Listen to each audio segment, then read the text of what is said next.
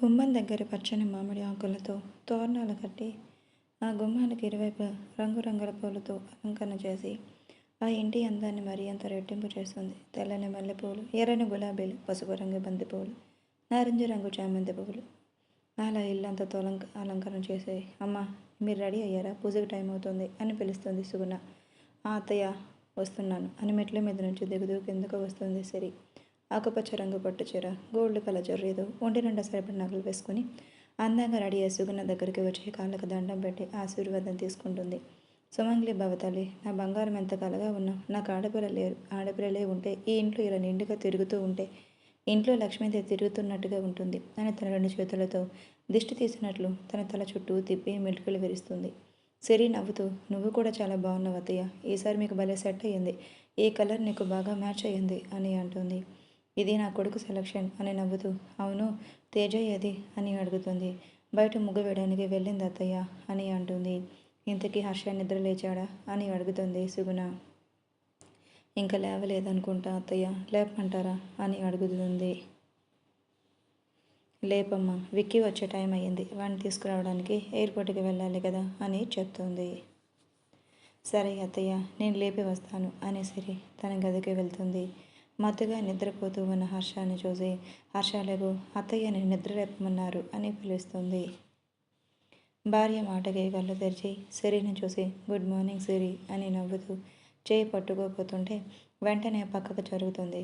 ఏమైంది సిరి, ఎందుకు పక్కకు వెళ్ళావు అని అలకగా మొహం పెట్టి మరీ అడుగుతాడు. చూడండి శ్రీవారు, ఇంట్లో పూజ ఉంది, నేను ఆల్రెడీ రెడీ అయ్యాను. ఇప్పుడు మీరు సరసాలు మొదలు పెట్టారే అనుకో, నేను అప్పుడు మళ్ళీ వెళ్ళి స్నానం చేయాలి.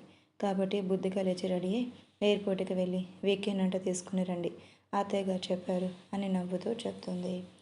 రాకాసి, ఎంత అందంగా రెడీ అయ్యి కనీసం తాకను కూడా తాకొద్దు అంటే ఎలా, నన్ను ఇలా ఏడిపిస్తే నీకు పాపం తగులుతుంది అని అంటాడు మూది ముడుచుకుంటూ. అబ్బా, ఆడపిల్లగా ఏం మూది ముడుస్తున్నారండి, అయినా సరే నాకే పాపం తగిలినా పర్లేదు, పూజ చేసుకుని ఆ పాపాన్ని తొలగించుకుంటాను. కానీ మీరు వెళ్ళి ఫాస్ట్గా రెడీ అయ్యి కిందకు రండి, నేను వెళ్తున్నాను, మీ డ్రెస్ ఇక్కడే పెట్టాను అని హర్ష డ్రెస్ బెడ్ మీద వేసి సిరి నవ్వుతూ హర్షాన్ని చూసి ఫాస్ట్గా కిందకు వెళ్ళిపోతుంది. వంటగదిలోకి వెళ్ళి సుగుణ పక్క నుంచుని, అత్తయ్య పూజ కావాల్సినవన్నీ ఏర్పాటు అయిపోయాయి కదా, నైవేద్యాలన్నీ పూర్తయిపోయింది కదా అని అడుగుతుంది. అయిపోయినాయి కదరా, ఇంకేం లేదు, ముత్తైదువలు వస్తే మనం పూజ మొదలు పెట్టుకుందాం అని. అవును తేజ ఏది, ఇందాక నుంచి ముగ్గు వేయడానికి వెళ్ళింది అని అన్నారు, ఇంకా ముగ్గు పూర్తవ్వలేదా అని అడుగుతుంది. ఏమో అత్తయ్య, నేను ఇంకా చూడలేదు అని అంటూ ఉండగా, సరే అమ్మ, నువ్వు పూజ గదిలోకి వెళ్ళి ఇంకేమైనా కావాలేమో చూడు, నేను వెళ్ళి తేజాన్ని చూసి వస్తాను అని అంటుంది సుగుణ. వంకాయ రంగు ఊని గులాబీ రంగు పట్టు లంగా జాకెట్ వేసుకుని చక్కగా తీర్చిదిద్దినట్లుగా ముగ్గుకి రంగులు అద్దుతున్న తేజాన్ని చూసి నవ్వుతూ, ఏం కావలేదా తేజు అని అడుగుతుంది. అయిపోయి వచ్చింది అత్తయ్య, ఇంకో 10 minutes అని అంటుంది. తొందరగా వచ్చేయమ్మా, పూజకు టైం అయ్యింది అని నవ్వుతూ లోపలికి వెళ్ళిపోతుంది. ముందుగానే రెడీ చేసుకున్న గొబ్బెమ్మలను తీసుకువచ్చి ముగ్గులు పెట్టి వాటి మీద పూజ కోసమని చెప్పి గార్డెన్లోకి వెళ్ళి మందార పువ్వులను కోసుకుని వచ్చేటప్పటికే ఒక వ్యక్తి గొబ్బెమ్మను తొక్కి, ఎవరైనా దారిలో ఇలా చేస్తారా, అసలు వీళ్ళకి బుద్ధుందా అని అంటూ ఉండగానే, ఓయ్ ఎవరు నువ్వు, కళ్ళు కనబడట్లేదా, ఎందుకు నేను పెట్టిన ముగ్గుని చెరిపేశావు అని అరుస్తుంది తేజ. నువ్వెవరు, నువ్వేనా ఇలా చేసింది, చూడు నీ వల్ల నా ఖరీదైన షూ ఎలా పాడైపోయాయో అని అంటాడు అతను. నీ కళ్ళజోడితో పాటు కళ్ళు కూడా నడి నెత్తిని పెట్టుకుని నడుస్తుంటే నేనేం చేస్తాను, తప్పు నువ్వు చేసినా నన్ను తిడుతున్నావా, అసలు ఎవర్రా నువ్వు అని అరుస్తుంది తేజు. నువ్వు ఎవరివే నన్ను రా అంటున్నావు, డోంగ్రీ మొహందానా అని తిడతాడు. నన్నే తిడతావా, నువ్వే అడ్డగాడిద మొహముడా అని తిడుతుంది. నువ్వు నిలువు గాడిద మొహమా అని అంటాడు. పోరా వేస్ట్ ఫెలో, నీ వల్ల ఉదయం నుంచి కష్టపడి వేసిన ముగ్గంతా పాడైపోయింది అని అంటుంది. అబ్బో, ముగ్గు ఇదో పెద్ద ఒలింపిక్ ఛాంపియన్షిప్కి వేసినట్లుగా వేసింది, దీని ముగ్గు అని ఎవరైనా అంటారా, ముష్టి మొహందానా అని అంటాడు. నాన్నే అంత మాట అంటావా, నువ్వే ముష్టి మొహం వాడా అని తిడుతుంది. పైనుంచి కిందకు వచ్చిన హర్ష తల్లిని చూసి, అమ్మ నేను విక్కీని తీసుకురావడానికి ఎయిర్పోర్ట్కి బయలుదేరుతున్నాను అని అంటాడు. వెళ్ళిరా హర్ష, ఇప్పటికే చాలా లేట్ అయ్యింది, వాడికి అడ్రస్ లేక ఎంత ఇబ్బంది పడతాడో ఏంటో అని అంటుంది సుగుణ. నేను వెళ్తానమ్మా అని అంటూ ఉండగా బయట నుంచి అరుపులు వినబడుతూ ఉంటే ముగ్గురు కలిసి బయటకు వెళ్తారు. తేజ వెక్కి ఎదురుగా నుంచొని చెవులకు చిల్లులు పడే రేంజ్లో ఆయాసం వచ్చిన ఆవేశంతో అచ్చు తెలుగులో మనుషులు చెవులు వినలేని బూతులను సైతం పలుకుతూ ఉంటారు. హర్ష గట్టిగా స్టాప్ ఇట్ అని అరవడంతో ఇద్దరు వారి స్వరాలకు తాళం వేసి హర్ష వైపు చూస్తారు. ఏం చేస్తున్నారు మీరు ఇక్కడ? ఎందుకు మీరు ఇలా తిట్టుకుంటున్నారు? అసలు మనుషులు ఎవరైనా ఇలాంటి లాంగ్వేజ్ని యూజ్ చేస్తారా అని అంటాడు కోపంగా. బావా, ఇతను వీడెవడో చూడు, నేను వేసిన ముగ్గులు తొక్కిందే కాక నా ముగ్గు చెరిపివేసి నన్ను తిట్టిన తిట్టుకుంటూ తిడుతున్నాడు అని ఏడుపు మొహంతో చెప్తుంది. ఏంటిది విక్కీ, అసలు నువ్వు ఎప్పుడు వచ్చావు అని అడుగుతాడు హర్ష. నేను ఇందాక ఎప్పుడో వచ్చానన్నయ్య. ఈ అమ్మాయి ముందు కదిలించి నన్ను తిట్టింది, అందుకే నేను తిట్టాను. ఇందులో తప్పంతా తనదే అని అంటాడు. లేదు బావా, తప్పంతా తనదే, నేనేం చేయలేదు అని చిన్నపిల్లలాగా అలిగినట్టుగా చెప్తుంది. లేదన్నయ్య, తప్పంతా ఆ అమ్మాయిదే, తనే నన్ను ముందు తిట్టింది అని అంటాడు. ఏంటి తేజు, అతన్ని మీ బావగారు వాళ్ళ తమ్ముడు, నువ్వు అలా అతన్ని తిట్టొచ్చా? నీకంటే పెద్దవాళ్ళని గౌరవించాలి. ఆ ఆ ఇంగిత జ్ఞానం కూడా నీకు లేదా అని తిడుతుంది సిరి చెల్లిని చూసి. అక్క కూడా తను తిట్టడంతో నేనేం చేయలేదక్క, తనే చేశాడు అనే కళ్ళ నిండా నీళ్లతో సిరిని చూస్తూ చెబుతోంది. ఎందుకు సిరి నువ్వు తన తిడతావు? చిన్నపిల్లలు తెలియకేదో జరిగిపోయింది, దానికే నువ్వు తిట్టాలా? పండగ పూట ఆడపిల్లని ఏడిపించకూడదు అని సుగుణ తేజ దగ్గరకు తీసుకుని ఉంటుంది.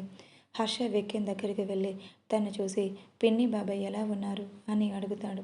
బాగానే ఉన్నారు, నిన్ను అడిగాను అని చెప్పమన్నారు అని అంటాడు. సరే, ముందు నువ్వు ఫ్రెష్ అవ్వు, తర్వాత మాట్లాడుకుందాం అని చెప్పి వెక్కీకి తన రూమ్లోకి పంపిస్తాడు. సుగుణ తేజుని చూసి వెళ్ళి వాష్రూమ్ వాష్ చేసుకుని రాపో, పంతులు గారి వచ్చే టైం అయ్యింది అనడంతో తను వెళ్ళి ఫేస్ వాష్ చేసుకొని వస్తుంది. ముత్తైదువులు కూడా ఒక్కొక్కరుగా వస్తూ ఉంటారు. పంతులు గారు వచ్చి పూజ మొదలు పెడతారు. హర్ష శరి ఇద్దరు పూజలో కూర్చుంటారు. పూజ పూర్తయిన తర్వాత అందరి దగ్గర ఆశీర్వాదం తీసుకుంటారు. ముత్తైదువులకు తాంబూలాలు ఇచ్చి సిరి వాళ్ళ ఆశీర్వాదం కూడా తీసుకుంటుంది. కాసేపు పూజ ముగిసిన తర్వాత హర్ష నీరసంగా ఉన్న సిరిని చూసి, నువ్వు మార్నింగ్ నుంచి ఏం తినలేదు కదా అని అంటాడు. లేదు, పూజ అయ్యే వరకు ఏమీ తినకూడదు అని ఆగాను అని అంటుంది. సరే, ముందు ఏదో ఒకటి తిను అని అంటాడు. గోపాలరావు కూడా ఇంటికి రావడంతో అందరూ కలిసి భోజనం చేస్తారు. విక్కీని చూసి ఎలా చదువుతున్నావు విక్కీ అని అడుగుతాడు గోపాలరావు. బాగానే చదువుతున్నాను పెదనాన్న అని అంటాడు. బాగానే కాదు, బాగా చదవాలి. మీ నాన్న నీ మీద చాలా హోప్స్ పెట్టుకొని ఉన్నాడు. నెక్స్ట్ తన బిజినెస్ని టేక్ ఓవర్ చేసేది నువ్వే అని ఎన్నోసార్లు నాతో చెప్పాడు. ఇంకొక 6 monthsలో నీ స్టడీస్ కంప్లీట్ అయిపోతాయి అని ఎంతో ఆశగా ఎదురు చూస్తున్నాడు అని అంటాడు. నేను బాగా చదువుకుంటాను పెదనాన్న, డాడీ అనుకున్నట్లే త్వరలోనే నేను మన బిజినెస్ని చూసుకుంటాను అని అంటాడు. అప్పటి వరకు అన్నయ్య దగ్గర ఉండి వర్క్ నేర్చుకుంటాను అని అంటాడు విక్కీ. అబ్బో, వీడేదో డబుల్ కలం రేంజ్లో చదువుతున్నాడు అని బిల్డప్ ఇస్తున్నాడు అని దూరం నుంచే చూస్తూ ఉంటుంది తేజ. సిరి ఇందాక తిట్టడం వల్ల తేజ సిరితో మాట్లాడకుండా అలాగే ఒక మూల కూర్చుంటుంది. సిరి మాట్లాడుతూ చెల్లెలు అలా అర్థం చేసుకొని కాసేపటికి తనే నార్మల్ అవుతుంది అని సిరి తన గదిలోకి వెళ్ళిపోతుంది. కాసేపు రెస్ట్ కోసమని ఎవరి గదిలోకి వాళ్ళు వెళ్ళిపోతారు. ఉదయం నుంచి సిరి కనీసం తన పట్టుకొని ఇవ్వలేదు. హర్ష కోపంగా సిరిని తన కౌగిల్లో బంధించి ఇంత అందంగా రెడీ అయ్యి కనీసం ఒక ముద్దు కూడా పెట్టకుండా ఉదయం నుంచి తిప్పుతూ తిరిగావు, ఇప్పుడు నిన్ను వదిలిందే లేదు అంటాడు. ఊరుకోండి, మీకు ఎప్పుడు అదయ్యావా? రాత్రి అసలు పడుకొనిచ్చారా? ఎప్పుడుగో పడుకున్నాను, నాకు నిద్ర వస్తుంది, నేను పడుకుంటా, ఉదయం ఎప్పుడో లేచాను అని అంటుంది. నేను ఒప్పుకోను, మా సిరి పాప అందాన్ని రుచి చూసిన తర్వాతే నేను పడుకొని ఇచ్చేది అని తన మీదకు చేరిపోయి శృంగార కార్యాల్లో మునిగి తేలి ఎప్పటికో తను వదిలి మంచం మీదకు చేరుతాడు. సిరి కూడా హర్షాన్ని పట్టుకుని అలాగే నిద్రపోతుంది. ఏమీ తోచగా బుక్స్ పట్టుకొని సోఫాలో పడుకొని మరి చదువుకుంటూ ఉంటుంది తేజు. ఫోన్ మాట్లాడుతూ బయటికి వస్తాడు విక్కీ. పడుకొని మరీ చదువుకుంటూ ఉన్న తేజాన్ని చూసి ఈ కోతికి చదువు మీద చాలా ఇంట్రెస్ట్ ఉన్నట్లుంది, తెగ చదువుతుంది అని వెళ్ళి తన పక్కన కూర్చొని, ఓయ్ కోతి, ఏం చదువుతున్నావు అని అడుగుతాడు. నీకెందుకురా కొండమొచ్చు, నేనేం చదివితే అని అంటుంది. నన్నే కొండమొచ్చు అంటావా అని కోపంగా అంటాడు. మరి నువ్వు నన్ను కోతి అనలేదా అని అంటుంది. నీకంటే పెద్దవాడిని, ఏమైనా అనొచ్చు అని అంటాడు. పెద్దవాళ్ళకైనా చిన్నవాళ్ళకైనా మర్యాద ఇస్తే తిరిగి మర్యాద ఇస్తారు, లేదు అంటే అవతల వాళ్ళు ఎలా అయితే మాట్లాడారు నేను అలాగే మాట్లాడతాను అని అంటుంది. నీకు చాలా పొగరు ఎక్కువ అని అంటాడు. దాన్ని పొగరు అనరు, ఆత్మాభిమానం అని అంటారు. ఆయన నీకు తెలియదులే, నీతో నాకెందుకులే బోడి అని తన బుక్ తీసుకొని తన రూమ్లోకి వెళ్ళిపోతుంది. రాక్షసి నన్నే బోడి అంటుందా, చెప్తా నీ సంగతి అని వెళ్తున్న తేజాన్ని చూస్తూ ఉంటాడు. జడ పొడుగ్గా లావుగా అయ్యేసరికి అటు ఇటు కదులుతూ నడుము ఉబ్బుకుంటూ తన ఓనిని చేతిలో తిప్పుతూ గదిలోకి వెళ్తుంది. వర్ష పర్లే, దీనికి తెక్క ఉన్న దీని స్ట్రక్చర్ బాగుంది అని అనుకుంటాడు.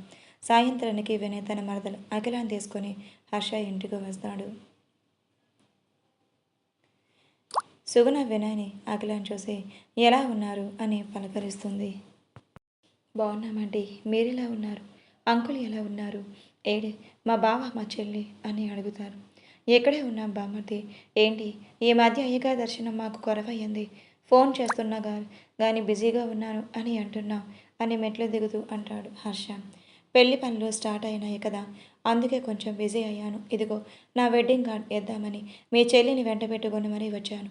తన వెడ్డింగ్ కార్డ్ని సుగుణ గారి చేతికి ఇచ్చి మీరంతా సకుటుంబకు సపరివార సమేతంగా కలిసి నా పెళ్ళికి రావాలి మమ్మీ డాడీ కూడా అదే చెప్పారు ఆంటీ అని అంటాడు. మధ్యలో మమ్మీ ఒకసారి వచ్చి మమ్మల్ని కలుస్తాను అని అంది అని అంటాడు. సుగుణ నవ్వుతూ వినయ్ చేతిలో కార్డ్ తీసుకొని చూస్తుంది. ఏంటి నీకు పెళ్ళ అని ఆశ్చర్యంగా పెద్దగా అరుస్తుంది తేజు. అందరూ ఒక్కసారిగా తన వైపు చూస్తారు.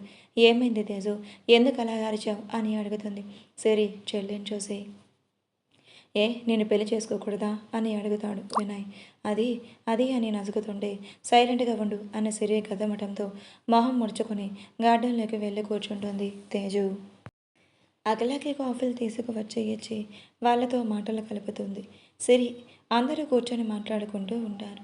కాసేపటికి అఖిలకి ఫోన్ రావడంతో వినయ్తో చెప్పి అక్కడి నుంచి గార్డెన్కి వెళ్తుంది. వినయ్ గురించి ఆలోచిస్తూ కూర్చున్న తేజు అఖిల బయటకు రావడంతో తనతో మాట్లాడాలి అని తన వెనక నుంచి ఉంటుంది. ఫోన్ మాట్లాడి అయిపోయిన అఖిల వెనక్కి తిరిగి వెనకాల ఉన్న తేజని చూసి ఏంటి తేజ అని అడుగుతుంది. నేను నీతో ఒక విషయం మాట్లాడాలి అని అంటుంది తేజ. ఏ విషయం గురించి అని అడుగుతుంది.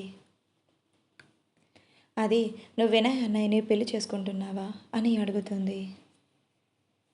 అవును, ఏడ్ చేసుకోకూడదా, తను మా బావ కదా అని నవ్వుతూ చెప్తుంది. అంటే వినయ్ అన్నయ్య గురించి నీకు పూర్తిగా తెలిసే నువ్వు పెళ్ళికి ఒప్పుకున్నావా అని డౌట్గా అఖిలను చూస్తూ అడుగుతుంది. మా బావ గురించి నాకు తెలియకపోవటం ఏంటి, తనని నేను చిన్నప్పటి నుంచి చూస్తున్నాను, తన గురించి పూర్తిగా నాకు తెలుసు అని చెప్తుంది. అవునా, తనకి హెల్త్ ప్రాబ్లం ఉన్న విషయం కూడా నీకు తెలుసా, అయినా సరే నువ్వు పెళ్ళికి ఒప్పుకున్నావా అని అంటుంది. తనకి హెల్త్ ప్రాబ్లం ఉండటం ఏంటి, అసలు నువ్వు ఎవరి గురించి ఏం మాట్లాడుతున్నావు అర్థమవుతుందా, అర్థం కానట్లుగా అడుగుతుంది. వినయ్ అన్నయ్య గురించి తనకి లోపల చెప్పుకోలేని ప్రాబ్లం ఏదో ఉందంట. తను డైలీ హాస్పిటల్లో చెక్ చేయించుకునేవాడు. వచ్చి హర్షబాబు గారు డైలీ వినయ్ అన్నయ్యని తీసుకువచ్చి హాస్పిటల్ చూపించేవాడు. మరి ఇది ఏ ప్రాబ్లం ఏంటో నాకు తెలియదు, కానీ తన ఇన్సైడ్ అయితే లోపల చెప్పుకోలేని ప్రాబ్లమ్స్ ఉందంట. ఒకసారి బావగారు నాతో అన్నారు, అందుకనే నిన్ను అడుగుతున్నాను. ఎంతైనా నువ్వు నాలాంటి ఒక ఆడపిల్లవే కదా, అందుకే నీ మంచి కోసమే చెప్తున్నాను. అన్నయ్య గురించి తెలుసుకొని పెళ్ళి కాకుండా చేసుకోకుండా ఉంటుంది అని అంటుంది తేజు. అసలు నువ్వేం మాట్లాడుతున్నావో నాకు అర్థం కావట్లేదు తేజు. బావకి హెల్త్ ఇష్యూ ఉందని సంగతి నాకు ఇప్పటి వరకు తెలియదు, నాతో ఎవరు కూడా చెప్పలేదు అని అంటుంది అఖిల అయోమయంగా మొహం పెట్టి. ఒకవేళ అదే చాలా పెద్ద ప్రాబ్లం ఏమో, ఎవరికి చెప్పుకోలేదేమో, అందుకే నీతో కూడా చెప్పలేదు అనుకుంటా. ఇది నీ లైఫ్ కదా, నువ్వన్నీ చూసే మ్యారేజ్ చేసుకోవాలి కదా. వినయ్ అన్నయ్య నాకు ఎంత అన్నయ్య అయినా నువ్వు ఒక ఆడపిల్లగా నేను నీకు సలహా ఇస్తున్నాను, జాగ్రత్త అని అమాయకంగా తను ఏదో అఖిలాన్ని ఉద్ధరిస్తున్నట్లుగా ఏదో ఒక పెద్ద నిజాన్ని తన ముందు బయటపెట్టినట్లుగా ఫీల్ అవుతూ చెప్తుంది. అవునా తేజు, నేను ఒకసారి మావయ్య వాళ్ళతో అత్తయ్య వాళ్ళతో బావ గురించి కనుక్కుంటాను. నిజం చెప్పు, నువ్వు చెప్తుంది నిజమేనా, లేక నన్ను ఆట పట్టించడానికి ఇలా చెప్తున్నావా అని అడుగుతుంది అఖిల. లేదు వదిన, నువ్వు ఎంత మంచిదానివి, నువ్వు నిజంగా వినయ్ అన్నయ్య కంటే చాలా మంచిదానివి. అలాంటి నీతో నేను ఎందుకు అబద్ధం చెప్తాను, మనం కలిసిందే తక్కువ. అయినా నువ్వు నాతో ఎన్నిసార్లు ఆడుకున్నావు కలిసి, అలాంటిది నీతో అబద్ధం ఎందుకు చెప్తాను చెప్పు. పైగా నువ్వు ఒక ఆడపిల్లవి అని తన మీద జాలి చూపించినట్లుగా మాట్లాడుతూ ఉంది అఖిలతో తేజ. సరే తేజు, నేను అన్నీ కనుక్కుంటాను అని చెప్పి తేజ లోపలికి వెళ్ళిపోతుంది. ఓయ్ కోతి, ఏం చేస్తున్నావు నువ్వు ఇక్కడ, ఏం మాట్లాడావు నువ్వు తనతో అని అడుగుతాడు విక్కీ. తేజు బయటికి రాగానే విక్కీ కూడా తను ఏం చేస్తుందని బయటకు చూస్తాడు. అఖిలతో తను మాట్లాడిన మాటలు వింటాడు. తేజ చెప్పిన మాటలతో అఖిల భయంతో ఇస్తున్న ఎక్స్ప్రెషన్స్కు విక్కీకి నవ్వొస్తుంది. నీకెందుకే ఆయన ఇద్దరు లేడీస్ మాట్లాడుకునేటప్పుడు వాళ్ళ మాటలు వినకూడదని మినిమం కామన్ సెన్స్ కూడా లేదా? అంత చదువుకున్నావు అయినా నీకు కనీసం బుద్ధి కూడా లేదా అని అంటుంది. బుద్ధి లేనిది నాకు కాదు నీకు. పాప ఇప్పుడే వినయ్ సంసారం జీవితంలోకి అడుగు పెట్టబోతున్నాడని హ్యాపీగా ఫీల్ అవుతుండే వాడి జీవితాన్ని కాలరాసే పనిలో ఉన్నావుగా నువ్వు. నేనేమి ఎవరి జీవితాన్ని నాశనం చేయాలని చూడట్లేదు. నాకు తెలిసింది చెప్తున్నాను. సాటి ఆడపిల్లకి ఆ మాత్రం చెప్పకూడదా ఏంటి అని తన జడని వెనక్కి విసిరేసి అక్కడి నుంచి ముందుకు కదులుతుంది. విక్కీకి తేజ జడ తన జడ ఫోర్స్గా తగులుతుంది. దీనికి పొగరికేం తక్కువ లేదు రాక్షసి అని అనుకుంటాడు. కాసేపటికి వినయ్ అఖిల అక్కడి నుంచి వెళ్ళిపోతారు. హర్ష ఇంటి నుంచి తిరిగి వస్తున్నప్పటి నుంచి అఖిల నుంచి ఒక మాట కూడా వినిపించలేదు. వినయ్కి ఏమయ్యింది దీనికి? ఎప్పుడు వాగుతూనే ఉండి నా బుర్ర తింటూ ఉండేది, ఇప్పుడు ఇంత సైలెంట్గా ఉంది అని తను చూస్తూ అకి ఆర్ యూ ఓకే అని అంటాడు. ఎలా వినయ్? వినయ్ బాబుతో మాట్లాడాలి. ఈ విషయం గురించి తను ఎలా అడగాలి అని ఆలోచిస్తూ ఉన్న అఖిల వినయ్ని చూసి ఐఎమ్ ఓకే బావా, బట్ ఆర్ యూ ఓకే అని డౌట్గా అడుగుతుంది. వినయ్ అఖిల వింతగా చూస్తూ ఐఎమ్ ఆల్సో ఓకే, ఏమైంది నీకు అని అడుగుతాడు. నథింగ్ బావా అని మళ్ళీ సైలెంట్గా కూర్చుంటుంది. ఇంటికి వెళ్ళా కూడా కారు దిగి వినయ్ కంట ముందే తన గదిలోకి వెళ్ళిపోతుంది. ఇంట్లోకి వెళ్ళి తన పేరెంట్స్ని పలకరించి తన గదిలోకి వెళ్ళిపోతాడు. సాయంత్రం భోజనాలు ముగించుకొని ఎవరి గదిలోకి వాళ్ళు వెళ్ళిపోతారు. కిటికీ దగ్గర నుంచుని ఆలోచిస్తూ ఉన్న సిరిని చూసి హర్ష ఆమె భుజం మీద చెయ్యి వేసి ఏమైంది సిరి, ఎందుకు అలా ఆలోచిస్తున్నావు, నుంచున్నావు అని అడుగుతాడు హర్ష. ఏం లేదు హర్ష, రేపు ఒకసారి వెళ్ళి అమ్మని చూసొద్దామా అని అడుగుతుంది. దానికైనా ఇంతలాగా ఆలోచిస్తున్నావు, రేపు వెళ్ళి అత్తయ్యని చూసి ఒకసారి డాక్టర్ గారితో మాట్లాడవచ్చు అని చెప్తాడు. సరే అని అంటుంది సిరి. నేను ఎంత చెప్పినా కూడా నువ్వు మొహంలో నవ్వు కనబడట్లేదు. నా సిరి ఇలా ఉంటే నేను తట్టుకోలేను. ఏది ఒకసారి నా వైపు చూసి ఒక నవ్వు నవ్వు అని ఆమె పెదాలను తన చేతిలోకి దూరం చేస్తాడు. సిరి చన్నగా నవ్వుతుంది. నా బంగారం అని తన మొహం చుట్టూ చేతితో మెటికలు వేరుస్తూ తను ఎత్తుకుని వెళ్ళి బెడ్ మీద పడుకోబెడతాడు. అయ్యో ఏం చేస్తున్నారు మీరు అని అంటుంది సిరి. నా బంగారాన్ని ఎత్తుకుంటున్నాను అని ఆమెకు ముద్ర పెడుతుంటే అబ్బా హర్ష గారు ఏంటిదంతా, ఆయన అయ్యగారు మధ్యాహ్నమేగా నన్ను వదిలింది, మళ్ళీ మొదలు పెట్టారా అని అడుగుతుంది నవ్వుతూ. మరి నువ్వు ఇంత అందంగా నా కళ్ళ ముందు కనపడుతుంటే నేను ఆగగలనా చెప్పు అని ముద్దుల వర్షం కురిపించి పూర్తిగా ఆమెను అల్లుకుపోతాడు. తేజ చెప్పిన మాటలే అఖిలకి గుర్తుకు వస్తూ ఉంటాయి. ఎలా బావని ఈ విషయం గురించి అడిగితే నా గురించి ఏమన్నా తప్పుగా అనుకుంటాడు, నన్ను అనుమానిస్తున్నావని ఆలోచిస్తాడా అని ఆలోచిస్తూ నిద్రలోకి జారుకుంటుంది.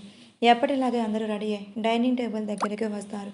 సిరి సుగుణ అందరికీ టిఫిన్ వడ్డిస్తూ ఉండగా అందరికీ విక్రమ్ హర్షని చూసి అన్నయ్య ఈ రోజు నుంచి నేను నీతో ఆఫీస్కి వస్తాను అని అడుగుతాడు. దానికి అడగాల్సిన అవసరం ఏముంది హర్ష, అన్నయ్యతో పాటు నువ్వు వెళ్ళు అని అంటుంది సుగుణ. తేజ సిరిని చూసి అక్క ఇవాళ నేను కాలేజ్కి నుంచి రావటం లేట్ అవుతుంది అని చెప్తుంది. లేట్ దేనికి, కాలేజ్ 5 కల్లా క్లోజ్ అవుతుంది, ట్యూషన్ 7 కల్లా అయిపోతుంది, ఇంకా లేట్ ఎందుకు అవుతుంది అని అడుగుతుంది సిరి. మా ఫ్రెండ్ బర్త్డే ఉందక్క, అందుకని తన ఇంటికి రా, బర్త్డే సెలబ్రేట్ చేసుకుందామని గొడవ చేస్తుంది, వెళ్ళేసి వస్తాను అక్క, తొందరగా వచ్చేస్తా, 8 కల్లా ఇంట్లో ఉంటాను అని చెప్తుంది తేజు.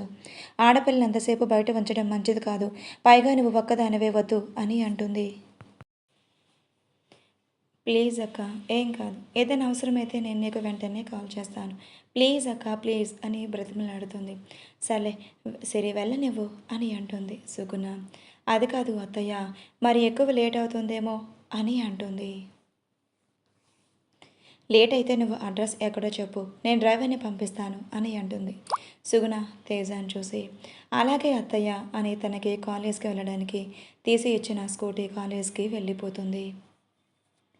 అందరూ ఆఫీస్కి వెళ్ళిపోతే అత్త కోడలు ఇద్దరు ఇంట్లో మిగులుతారు. సాయంత్రం దాకా పిచ్చిపాటి ఊసలు చెప్పుకొని ఉండగా సాయంత్రం 6 గోపాలరావు విక్కీ ఇంటికి వచ్చేస్తారు. హర్ష కోసం చూస్తున్నా సరే విక్కీ నవ్వుతూ అన్నయ్యకి మీటింగ్ ఉంది, అందుకే రావటం లేట్ అవుతుంది, మీలో చెప్పమన్నాడు అని అంటాడు. అలాగే విక్కీ అని అంటుంది. అందరూ భోజనం చేసే కూర్చున్న తేజు ఇంకా ఇంటికి రాకపోవడంతో కంగారుగా అటు ఇటు గుమ్మం దగ్గర తిరుగుతూ ఉంటుంది. సిరి ఏమయ్యింది, సిరి ఎందుకు అలా తిరుగుతున్నావు అని అడుగుతుంది కోడల దగ్గరికి వచ్చి సుగుణ. తేజ ఇంక రాలేదు అత్తయ్య. తనకి ఫోన్ చేస్తుంటే స్విచ్ ఆఫ్ అని వస్తుంది. 8 గంటకల్లా వచ్చేస్తుంది కదా, ఇంకా రాలేదు అని కంగారుగా చెప్తుంది. తను అడ్రస్ చెప్పింది కదా, డ్రైవర్ని పంపిద్దాం అని అడుగుతుంది. అప్పుడే విక్రమ్ వాళ్ళ మాటలు విని వచ్చి, డ్రైవర్ ఎందుకు పెద్దమ్మా, నేను వెళ్ళి తీసుకువస్తాను, నాకు లొకేషన్ షేర్ చేయండి అని చెప్తాడు. నువ్వా, ఎందుకు, నీకెందుకు విక్కీ అంత ఇబ్బంది అని అంటుంది సిరి మొహమాటంగా. ఇందులో ఇబ్బంది ఏముంది వదిన, ఏం పర్వాలేదు, నేను వెళ్ళి వస్తాను అని విక్కీ తన మొబైల్ కార్ కీస్ తీసుకొని తేజ చెప్పిన ఫ్రెండ్ అడ్రస్ ఇంటికి వెళ్తాడు. అప్పటికే పార్టీ తేజ బయలుదేరిందని ఆ అమ్మాయి చెప్పడంతో మళ్ళీ తిరిగి వస్తూ ఉంటాడు. అతను వచ్చే దారిలో ఎక్కడ తేజు కనపడుతూ ఫోన్ చేస్తే మొబైల్ స్విచ్ ఆఫ్ అని వస్తుంది. ఆ విషయం సిరికి చెప్తే భయపడుతుందని హర్షకి కాల్ చేసి విషయం చెప్తాడు. తన స్కూటీకి నేను జీపీఎస్ ట్రాక్ పెట్టాను, స్కూటీ ఎక్కడ ఉందో నేను చూసి చెప్తాను అని చెప్పి 5 మినిట్స్కి తేజ ఉన్న లొకేషన్ షేర్ చేస్తాడు హర్ష. విక్కీ ఆ ప్లేస్కి వెళ్ళేసరికి తేజ స్కూటీ కనిపిస్తుంది. తన బ్యాగ్, హెల్మెట్ అన్ని స్కూటీకి తగిలించి ఉంటాయి. స్కూటీ ఇక్కడ ఉంది, ఈ అమ్మాయి ఎక్కడికి వెళ్ళింది, పైగా చుట్టూ చీకటి, చెట్లు, ఇది 1 వే రూట్, అసలు ఎందుకు వచ్చిందని ఆలోచిస్తూ ఉండగా హెల్ప్ హెల్ప్ అని సన్నగా కేక వినిపిస్తుంది. ఇది తేజు కొంతే అని ఆ పిలుపు వినిపించిన వైపు చూస్తాడు. మొబైల్ టచ్ ఆన్ చేసుకుంటూ తేజు తేజు అని పిలుస్తూ ఉంటాడు. బావా బావా అని పిలుస్తూ తను పట్టుకున్న వారి నుంచి విడిపించుకొని ఒక్కసారిగా వచ్చి విక్కీ వీపుని హత్తుకుంటుంది. ప్లీజ్ బావా, ప్లీజ్ కాపాడు అని ఏడుస్తూ 2 చేతులతో అతని నడుముని చుట్టేస్తుంది. విక్కీ తేజుని చూసి ఏమైంది తేజు, ఎవరు వాళ్ళు అని అడుగుతాడు. తెలియదు బాబా, వాళ్ళు ఎవరు, నన్ను కిడ్నాప్ చేయబోతూ ఉండగా నేను తప్పించుకున్నాను అని చెప్తూ ఉండగా ఒక 3 వ్యక్తులు వచ్చి విక్కీ ముందు నుంచి ఆ అమ్మాయిని వదలు అని అంటారు. ఎవరు మీరు అని అడుగుతాడు విక్కీ. మేమెవరైతే నీకెందుకు, ముందు మాకు ఆ అమ్మాయిని ఇటు పంపు అని ముందుకు రావడంతో విక్కీ కోపంగా అతని కడుపులో ఒక పంచ్ ఇవ్వడంతో రెండో వాడి వచ్చి విక్కీ మీద కొట్టడానికి చెయ్యెత్తబోతుండగా వాడి నుంచి కూడా తప్పించుకొని వాడిని కొడతాడు. అలా ముగ్గురిని చెదకొట్టి తేజాని చూస్తాడు. తేజ భయంతో ఏడుస్తూ వణికిపోతూ విక్కీని గట్టిగా హత్తుకుంటుంది. విక్కీ తేజుని హత్తుకొని ఓదారుస్తూ ఉండగా అప్పుడే తెలుస్తుంది తన ఒంటి మీద ఇన్నర్స్ వేర్ తప్ప ఎటువంటి డ్రెస్ లేదని. కానీ తేజు అవేం పట్టించుకునే పొజిషన్లో లేక ఏడుస్తూనే అతన్ని హత్తుకుని ఉంటుంది. వెంటనే తేజుని జరిపి నీకేం కాలేదు కదా కంగారుగా అడుగుతాడు. ఏం కాలేదు అని తల ఊపుతుంది. తన ఒంటికి వేసుకున్న టీషర్ట్ తీసి ఆమెకు వేస్తాడు. స్కూటీ అని అక్కడ వదిలేసి తేజాన్ని తీసుకొని కార్లో ఇంటికి బయలుదేరుతాడు. ఏమీ మాట్లాడకుండా సైలెంట్గా ఉంటుంది తేజు ఏడుస్తూ. తేజ చేతి మీద వేసి నీకేం కాలేదు, నువ్వు భయపడవద్దు అని అంటాడు. అతను చేతులు చుట్టేసుకొని చిన్నపిల్లలాగా వెక్కి వెక్కి ఏడుస్తూ థ్యాంక్స్ బావా, నువ్వే కనుక సమయానికి రాకపోతే ఏమైపోతానో భయంగా ఉంది తలుచుకుంటేనే అని భయపడుతూ ఉంటుంది. నీకేం కాలేదు కదా, నేనున్నాను, నువ్వు భయపడవద్దు అని చెప్పి ముందుగా తను తీసుకొని షాపింగ్ మాల్కి వెళ్ళి కార్లో కూర్చోమని చెప్పి తేజుగా ఓ డ్రెస్ తీసుకొని వచ్చి తేజుకొచ్చి ఈ డ్రెస్ చేంజ్ చేసుకో, నేను బయట ఉంటాను అని చెప్పి కార్ గ్లాస్ మొత్తం పైకెత్తేసి లైట్స్ ఆఫ్ చేసేసి బయట నుంచి నించుని ఉంటాడు. కాసేపటికి తేజు డ్రెస్ చేంజ్ చేసుకున్న తర్వాత డోర్ తీసుకొని బయటకు వచ్చి వెక్కిని చూసి తన షర్ట్ తనకిస్తుంది. టీషర్ట్ తీసుకొని ఇంకా ఇంటికి వెళ్దామా, ఈ విషయం వదిన వాళ్ళతో చెప్పొద్దు, కంగారు పడతారు అని అంటాడు. అలాగే బావా అని తలదించుకొని సమాధానం చెప్తుంది. ఏమైనా తిన్నావా అని అడుగుతాడు. లేదు, నాకు ఇప్పుడేం వద్దు అని అంటుంది చిన్నగా. ఇద్దరు కారులో ఇంటికి వెళ్ళిపోతారు. అప్పటికే గుమ్మం దగ్గర ఉన్న సిరి తేజు కోసం ఎదురు చూస్తూ ఉంటుంది. కారు దిగి లోపలికి వస్తున్న తేజు సిరిని చూసి భయంతో తడబడుతూ నించుంటుంది. సిరి కోపంగా ఏమైపోయావే, ఎప్పుడనగా వస్తానన్నావు, ఇప్పుడు రావడం అసలు, కనీసం ఫోన్ చేస్తా అన్నా, ఫోన్ చేసి అన్న చెప్పాలనుకున్నా కామన్ సెన్స్ లేదా, నీ గురించి నేను ఎంత కంగారు పడతాను అన్న ఆలోచన నీకు రాలేదా అని తిడుతోంది. అది అక్క అది అని నసుకుతూ ఉంటే విక్కీ ముందుకు వచ్చి తన స్కూటీ పాడైపోయింది వదిన, మొబైల్ కూడా స్విచ్ ఆఫ్ అయిపోయింది, అందుకే తను మనకి కాంటాక్ట్లో రాలేకపోయింది, నేను దారిలోనే తను చూశాను, మీకు చెప్దామనుకున్నా కానీ ఎటు ఇంటికి వచ్చేస్తున్నాం కదా అని చెప్పలేదు, సారీ వదిన అని అంటాడు. అయ్యో విక్కీ, నువ్వు నాకు సారీ చెప్పడం ఏంటి, ఈ టైంలో నువ్వు నా చెల్లి కోసం వెళ్ళావు, నాకు అంతే చాలు, వెళ్ళండి, వెళ్ళి ఫ్రెష్ ఎయిర్ అయ్యండి అని అంటుంది. తేజ సరే అని తల ఊపి తన రూమ్లోకి వెళ్ళిపోతుంది. హర్షకు ముందే కాల్ చేసి విక్కీ జరిగింది చెప్పడంతో హర్ష కూడా ఇంట్లో ఏం జరగనట్టుగానే తనకేం తెలియనట్టుగానే ఉంటాడు. ఆ రాత్రి తేజకి సరిగా నిద్ర పట్టదు. తన పరిస్థితి తలుచుకుంటేనే భయపడుతూనే ఉండేది. పడుకుంటే కళ్ళ ముందే జరిగిందంతా మొదలుతూ ఉన్నట్టుగా అనిపించేది. ఎప్పటికో నిద్రపోయింది.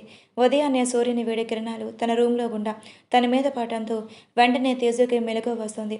నిద్ర లేచి ఫ్రెష్ అప్ అయి కిందకు వచ్చేసరికి సుగుణ అందరికీ కాఫీలు కలుపుతూ ఉండటం చూసి గుడ్ మార్నింగ్ అత్తయ్య అని నవ్వుతూ విష్ చేస్తుంది.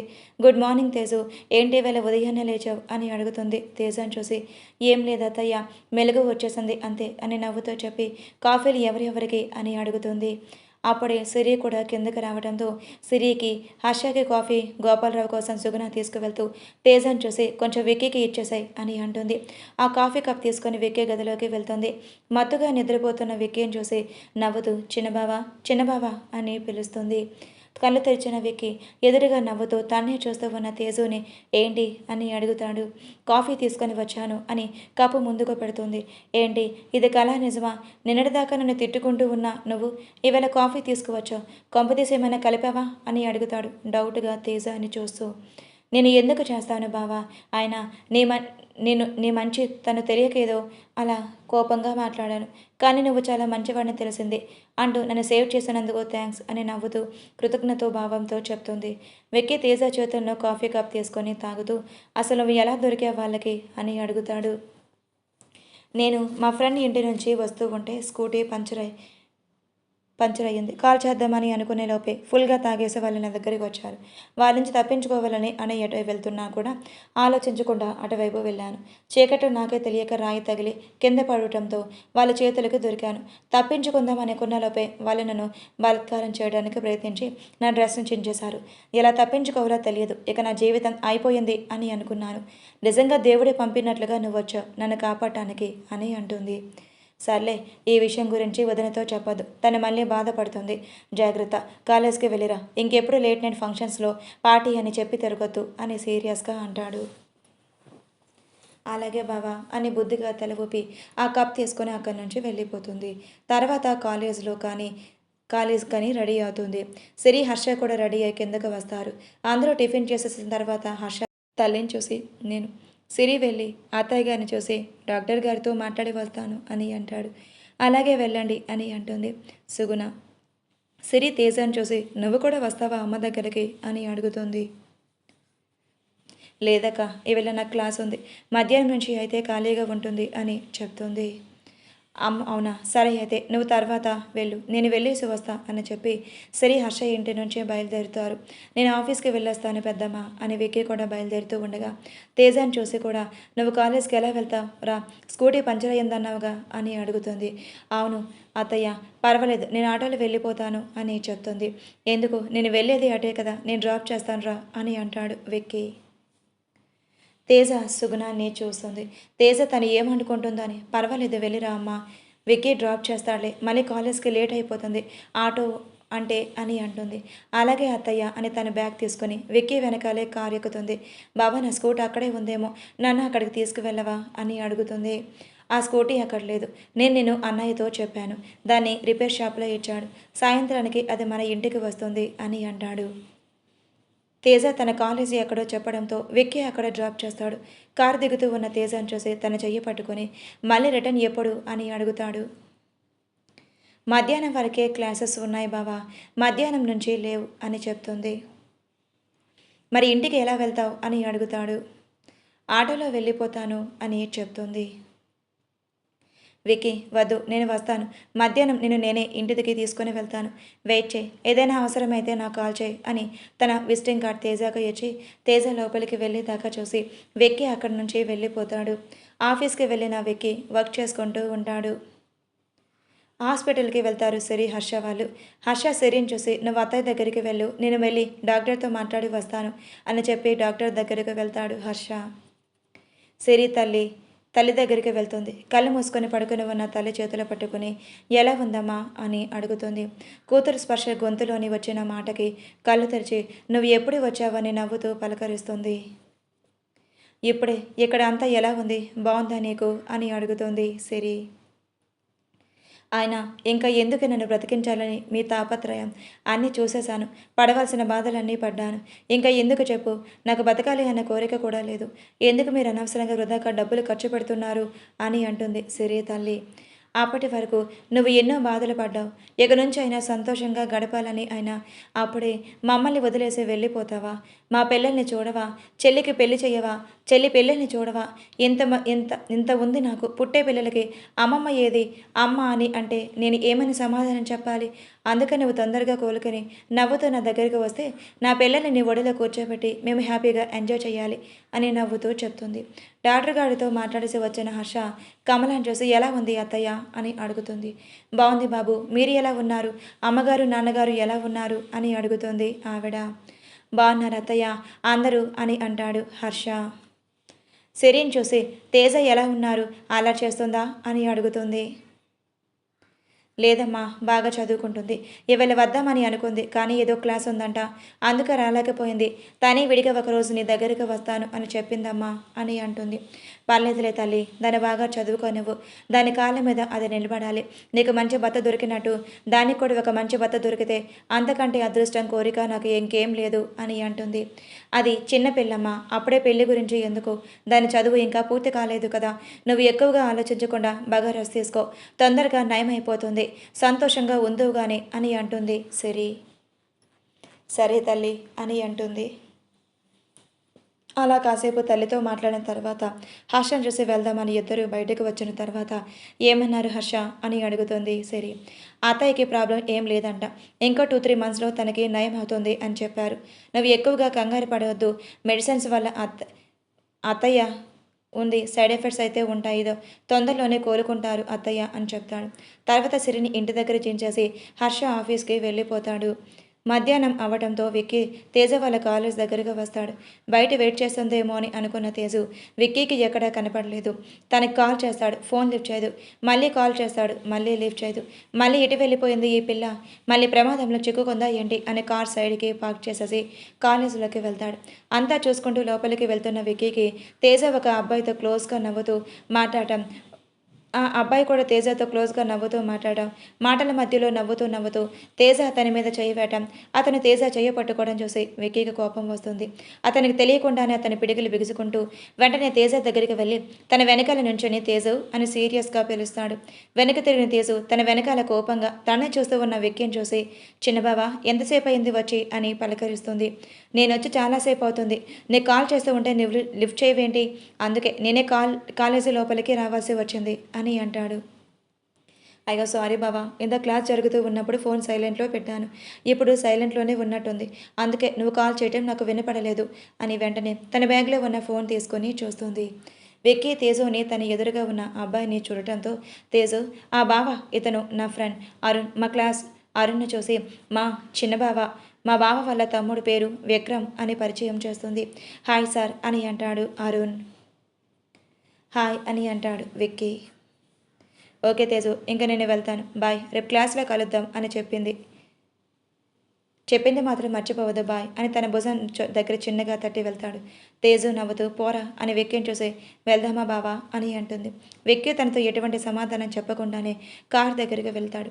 అతని వెనకాల వెళ్తుంది. కార్లో డ్రైవింగ్ సీట్లో కూర్చున్న విక్కీని చూసి ఏమయ్యింది బావా, ఎందుకు అంత సీరియస్గా ఉన్నావు అని అడుగుతుంది తేజు. ఏం లేదు అని సమాధానం చెప్తాడు తన వైపు కూడా చూడకుండా. తేజ కూడా సైలెంట్గా ఉంటుంది. అతను ఎవరు అని అడుగుతాడు విక్కీ. ఎవరతను అని అడుగుతుంది తేజుని. అదే ఇందాక నువ్వు పరిచయం చేసావే అరుణ్, అతను. చెప్పానుగా అతను నా ఫ్రెండ్ అని నార్మల్గా చెప్తుంది. ఫ్రెండేనా లేక బాయ్ ఫ్రెండా అని అంటాడు. ఆ మాటకి తేజు షాక్ అయి విక్కీని చూస్తుంది. విక్కీ ఏం మాట్లాడడు, జస్ట్ బాయ్ ఫ్రెండ్ కాదు అని ఒత్తి మరీ చెప్తుంది తేజు. అంత క్లోజ్గా ఉన్నావు కదా అందుకని అని అడుగుతాడు. క్లోజ్గా ఉంటే తప్పేముంది, ఫ్రెండ్స్తో క్లోజ్గా ఉండరా? అయినా ఒకవేళ వాడు నా బాయ్ ఫ్రెండ్ అయితే నీకేమైనా ఇబ్బందా బావా అని అల్లరిగా అడుగుతుంది. విక్కీ ఒక్కసారిగా షార్ప్గా చూస్తాడు తేజ వైపు. తేజ విక్కీ అలా చూడటంతో కొంచెం భయపడిపోతుంది. ఇప్పుడు నేనేమన్నానని నా వైపు అంత సీరియస్గా చూస్తున్నావు? ఆయన నేను అన్న దాంట్లో తప్పేముంది? వాడు నా బాయ్ ఫ్రెండ్ అని అంటే నీకు ఎందుకంత కోపం వచ్చింది? నేను లవ్ చేయకూడదా? నాకు బాయ్ ఫ్రెండ్ ఉండకూడదా? నేనంత అందంగా ఉండనా? నా మొహానికి లవ్ వేస్ట్ అనుకుంటున్నావా? అని వరుసని ప్రశ్నలు వర్షం కురిపిస్తుంది. విక్కీ చేతిలో స్టీరింగ్ మీద పిడికిలు బిగుసుకుంటుంది. ఒకసారిగా కారు ఆగటంతో ఆగిన కారు వైపు చూస్తూ ఏమైంది బావా? ఎక్కడెందుకు కారు ఆపావు? అని అడుగుతుంది చుట్టూ చూస్తూ. విక్కీ తన మీద ఉన్న సీట్ బెల్ట్ తీసేసి తేజం చూస్తూ తనకి ఉన్న బెల్ట్ని కూడా తీసేస్తాడు. ఇప్పుడు ఇక్కడ దిగాల ఏంటి బావా? సీట్ బెల్ట్ తీసేసావా అని చుట్టూ చూస్తూ ఉన్న తేజాన్ని చూసి తన చేతిని పట్టుకుని తన ఒళ్ళకి లాక్కుంటాడు. సడన్గా విక్కీ అలా తన మీదకి లాక్కోవడంతో భయంగా విక్కీని చూస్తుంది. తన బొగ్గలండి వత్తిపట్టి నువ్వు నాతో తప్ప ఎవరితో క్లోజ్గా ఉన్నా నాకు నచ్చదు అని అంటాడు. అసలు అతను ఏం మాట్లాడుతున్నాడో తేజకి అర్థం కాక తను పట్టుకున్న చేతిని వెంటనే తోసేసి ఏం చేస్తున్నావు బావా నువ్వు? వదులు నన్ను అని అంటుంది. అక్కడి నుంచి పైకి లేకడానికి ప్రయత్నించినా అతను ఇంకో చేయి ఆమెను నడుమును గట్టిగా పట్టుకుంటాడు. తేజకు భయంగా కళ్ళ వెంట కన్నీళ్లు వస్తాయి. వెక్కిని చూసి ఏం చేస్తున్నావు బావా నువ్వు? వదులు నన్ను, ఎవరైనా చూస్తే బాగోదు, ప్లీజ్ వదులు అని అంటుంది. విక్కీ తేజ డ్రెస్ సైడ్ కట్స్లో నుంచి నడుము మీదకి చేతులు పోనిస్తూ ఆమె నడుము నొక్కుతూ చెప్తున్నాను కదా, నువ్వు నాతో తప్ప ఎవరితో క్లోజ్గా ఉండడానికి వీల్లేదు, నువ్వు ఎవరిని లవ్ చేయడానికి కూడా వీల్లేదు, బికాస్ ఐ లవ్ యూ అంటాడు. అతని మాటకి తేజ షాకింగ్గా అతన్నే చూస్తూ ఉంటుంది. నేను చూసిన క్షణమే నేను ఇతర లవ్లో పడిపోయాను. నీ మాటలు అన్నది నాకు బాగా నచ్చింది. నువ్వు వచ్చి నన్ను హక్ చేసుకున్నప్పుడు నాకు ఏదో తెలియని ఫీలింగ్ నా మనసు కనిపించింది. ఫీలింగ్ చాలా బాగుంది. అప్పుడే డిసైడ్ అయ్యా, నువ్వు నా దానివి, ఇంకోసారి లవ్వుకు అన్నావంటే తోలు తీస్తా అని సీరియస్గా వార్నింగ్ చేస్తాడు. తన నడి ముంపుని పట్టుకొని గట్టిగా నొక్కేసరికి షాక్ నుంచి తేరుకున్న తేజు తను పట్టుకొని ఉన్న విక్కీని చూసి తన బలాన్ని కూడబట్టుకొని కోపంగా అతని చేతిని గట్టిగా విదిలించి అక్కడి నుంచి లేచి తన సీట్లో కూర్చుంటుంది. ఏం చేస్తున్నావురా నువ్వు? అసలు నువ్వు నన్ను లవ్ చేయటం ఏంటి? నీకేమైనా పిచ్చా అని కోపంగా అడుగుతుంది. నిన్ను ప్రేమించాలంటే పిచ్చి కావాలేమో, అయితే నాకు ఆ పిచ్చే ఉంది. Because I love you. నీకు నచ్చకపోయినా నువ్వు నన్ను లవ్ చేయాలి, నీకు వేరే ఆప్షన్ లేదు అని తన బొగ్గ మీద ముద్దు పెడతాడు. అంతే కోపంగా వెక్కిని చూస్తూ ఉంటుంది తేజు. ఇప్పుడు బొగ్గు మీద ముద్దే పెట్టాను, ఇంకా నన్ను రెచ్చగొడితే ఈసారి ఎక్కడ పెడతానో కూడా తెలియదు అని కాల్ స్టార్ట్ చేస్తాడు. కొంతసేపటికి ఇంటికి చేరుకున్న తర్వాత తేజు డైరెక్ట్గా తన గదిలోకి వెళ్ళిపోతుంది. సిరి వచ్చి తేజను చూసి తేజ భోజనానికి రా అని పిలుస్తుంది. నాకు ఆకలిగా లేదాక, నువ్వు తిను అని అంటుంది. తేజ పక్కన కూర్చుని ఉన్న చేతిని సిరి చేతిలో తీసుకుని ఏమైందిరా, ఎవరైనా ఏమైనా అన్నారా, లేక అమ్మ గుర్తొచ్చిందా అని అడుగుతుంది. విక్కీతో జరిగిన విషయం తేజ సిరితో చెబుదామని అనుకుంది. కానీ చెప్తే మళ్ళీ సిరి డిస్టర్బ్ అవుతుంది, ఎక్కడ గొడవ అవుతుందో ఏమోని భయపడి చెప్పదు. ఏం లేదాక అమ్మ గుర్తొచ్చింది అంతే. రేపు నేను మళ్ళీ వెళ్ళి అమ్మని చూసి వస్తాను అని అంటుంది ఏడుపు గొంతుతో. అమ్మకి ఏం కాలేదు, ఇంకొక 3 monthsలో అమ్మ ఇంటికి వచ్చేస్తుంది, నువ్వు ఏడవద్దు. అమ్మ ఒకటే అంది, నేను బాగా చదువుకోమని, మంచి ఉద్యోగం చేయాలి, నీ కాళ్ళ మీద నిలబడాలి అని. నీ దృష్టి ఇంకెక్కడా పెట్టకుండా చదువు మీదే పెట్టు, ఏ ఆలోచనలు నీ మైండ్లోకి రానివ్వకు అని చెప్తుంది సిరి. అలాగే అని అంటుంది.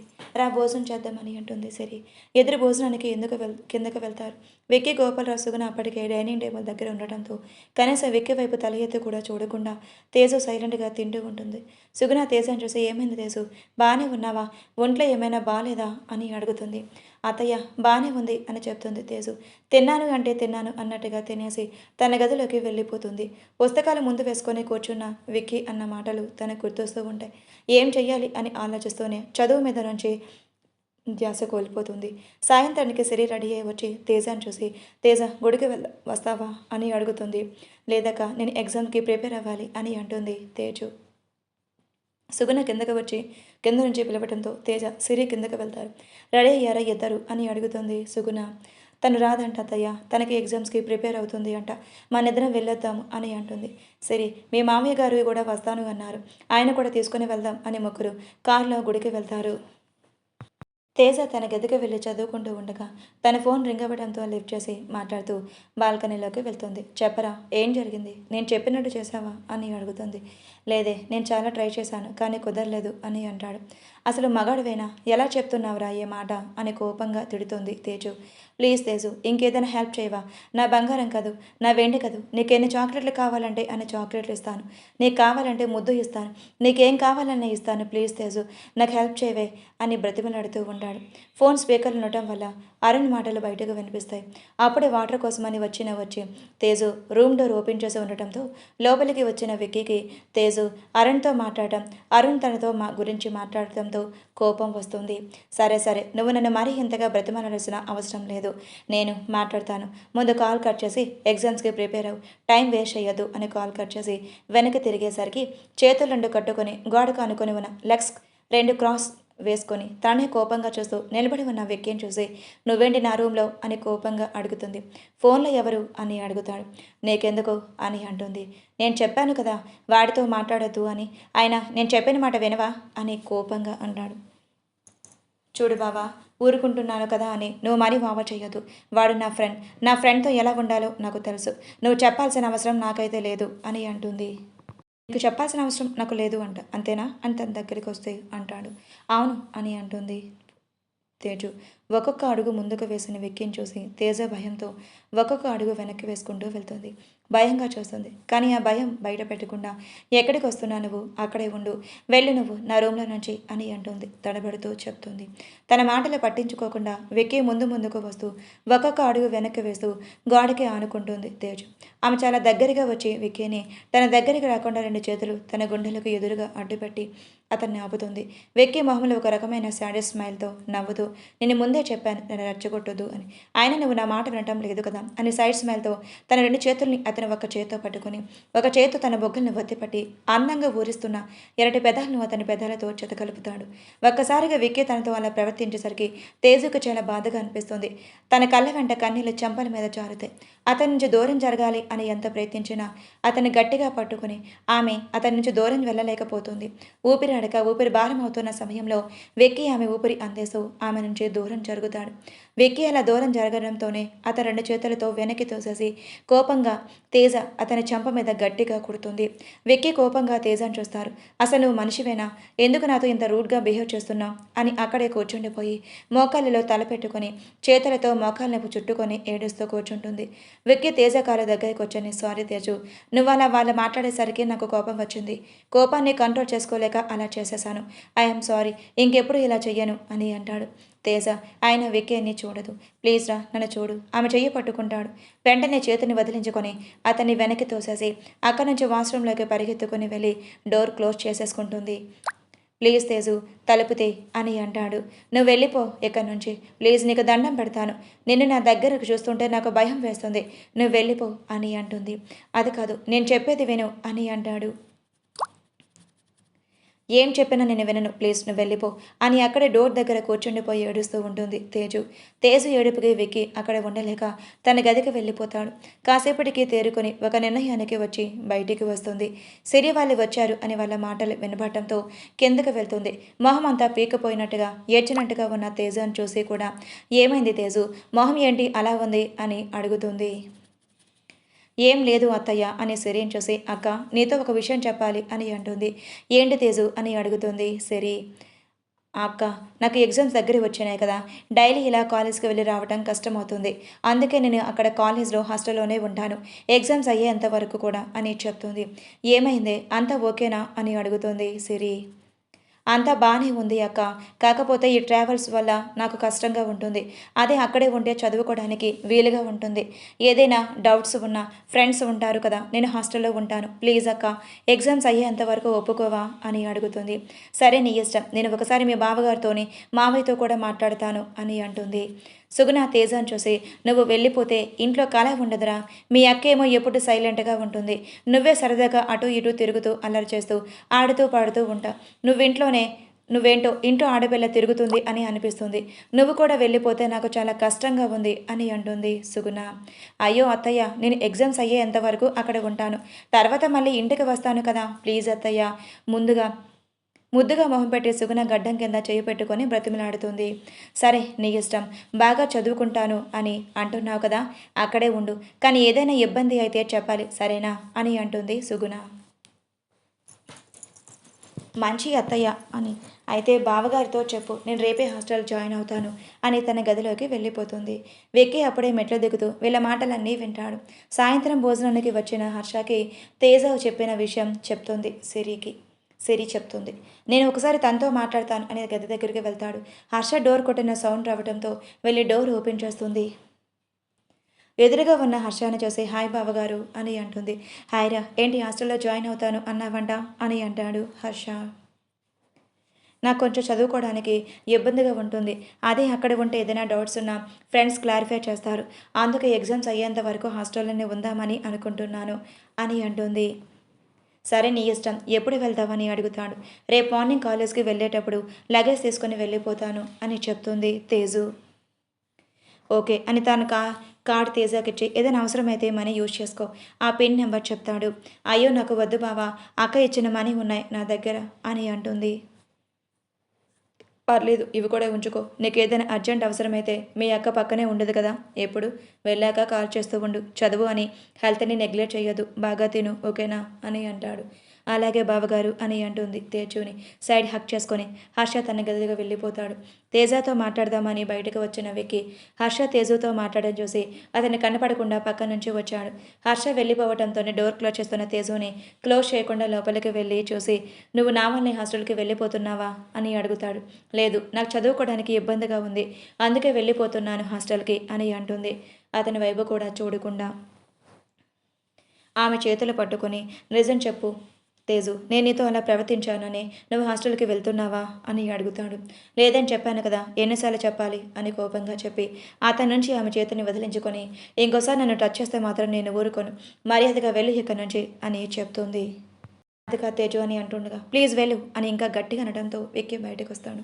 బయటకు వచ్చిన విక్కీ కోపంగా తన్నే చూస్తూ ఉన్న హర్షని చూసి భయంగా అది అన్నయ్య అన్నయ్య అని తడబడుతూ ఉండగా విక్కీ చేతిని పట్టుకొని టెర్రస్ మీదకి తీసుకువెళ్ళిన హర్ష తన చేతిని వదిలేసి, ఏం చేస్తున్నావు విక్కీ, నువ్వు తన ఇబ్బంది పెడుతున్నావా అని కోపంగా అడుగుతాడు. అన్నయ్య, నేను తన లవ్ చేస్తున్నాను అని చెప్తాడు. వాట్ అని ఆశ్చర్యంగా అడుగుతాడు హర్ష. అవునన్నయ్య, నేను తేజుని లవ్ చేస్తున్నాను, ఆ విషయం తనతో కూడా చెప్పాను, కానీ తన నా లవ్ని యాక్సెప్ట్ చేయలేదు. తను నాతో కాకుండా తన ఫ్రెండ్ అరుణ్తో క్లోజ్ కొనడం నాకు నచ్చలేదు, అందుకే కోపంలో అని ఆగిపోతాడు. కోపంలో ఏం చేసావు తన్ని అని ఇంకా కోపంగా అడుగుతాడు హర్ష. కోపంలో తనని ముద్దు పెట్టుకున్నాను బలవంతంగా అని అంటాడు. ఆ మాటకి హర్ష కోపంతో విక్కీని కొడతారు. కన్నీళ్లతో తన అన్నయ్య ముందు తల వంచుకొని నుంచొని ఉంటాడు Vicky. Are you mad Vicky, నువ్వు తనతో అంత రూడ్గా ఎలా బిహేవ్ చేయగలిగావు? అయినా నీ వయసు ఏంటి? నీకు పెళ్లి చేసుకునే వయసా? ఇంకా నువ్వు లైఫ్లో సెటిల్ అవ్వలేదు, అప్పుడే పెళ్లి ప్రేమ గురించి ఆలోచిస్తున్నావా అని కోపంగా అంటాడు హర్ష. నేను సెటిల్ అయినాకే తను పెళ్లి చేసుకుంటాను అన్నయ్య, తను ఎక్కడ నాకు దూరం అయిపోతుందన్న భయంతో కోపంతో అలా చేశాను అంతే. ఐ లవ్ హర్, నేను తను చాలా సిన్సియర్గా లవ్ చేస్తున్నాను, తనతోనే నా లైఫ్ని ఊహించుకుంటున్నాను అని అంటాడు. డోంట్ బి చైల్డిష్, చిన్నపిల్లవాడిలాగా ప్రవర్తించొద్దు. ఫస్ట్ లైఫ్లో సెటిల్ అయిన తర్వాత ప్రేమ గురించి పెళ్లి గురించి ఆలోచించు, అంతేగాని తను నువ్వు ఇలా ఇబ్బంది పెట్టినంత మాత్రాన తనని లవ్ చేస్తుంది అని ఎలా యాక్సెప్ట్ చేస్తున్నావు? ప్రేమ అనేది బలవంతంగా తెచ్చుకుంటేనే, తను బలవంతంగా నీ సొంతం చేసుకుంటేనే పుట్టదు. నీ మనసుతో తన మనసుని గెలుచుకో, అప్పుడు తను నీ లవ్ని యాక్సెప్ట్ చేస్తుంది, అంతేగాని ఇలా బలవంతంగా ముద్దు పెట్టి కాదు. అర్థమవుతుందా అని అంటాడు. అర్థమవుతుంది అని తల ఊపుతాడు విక్కీ. ఇంకోసారి తను ఇబ్బంది పెడితే ఊరుకోను, తను రెస్పాన్సిబిలిటీ నాదే. నువ్వు తన విషయంలో తప్పుగా ప్రవర్తిస్తే తమ్ముడు అని కూడా చూడను. ఫస్ట్ నీ లైఫ్ మీద ఫోకస్ చేయి, తన స్టడీస్ కంప్లీట్ అవ్వనివ్వు, అప్పుడు కూడా నువ్వు తన్ని లవ్ చేస్తూ ఉంటే, తను నిన్ను లవ్ చేస్తే అప్పుడు నేనే ఇంట్లో వాళ్ళందరితో మాట్లాడతాను. అప్పటి వరకు ప్రేమ పెళ్ళి అలాంటివి మనసులో నుంచి తుడిచేసి కెరియర్ మీద కాన్సన్ట్రేషన్ చేయి అని అంటాడు. ఓకే అన్నయ్య అని చెప్పి అక్కడి నుంచి విక్కీ వెళ్ళిపోతాడు. రెండో రోజు తేజు ఇంట్లో వాళ్ళందరికీ చెప్పి హాస్టల్లో జాయిన్ అవుతుంది. హర్షని స్వయంగా తన హాస్టల్ దగ్గర డ్రాప్ చేసి విక్కీ కూడా తనతో కెరియర్ మీద ఫోకస్ చేయడానికి హర్ష దగ్గర వర్క్ నేర్చుకుంటూ ఉంటాడు. వినయ్ పెళ్ళి ఇంకో 1 డేలో ఉంది అనగా అఖిల వినయ్ దగ్గరికి వచ్చి, బావా నేను నీతో మాట్లాడాలి అని అంటుంది.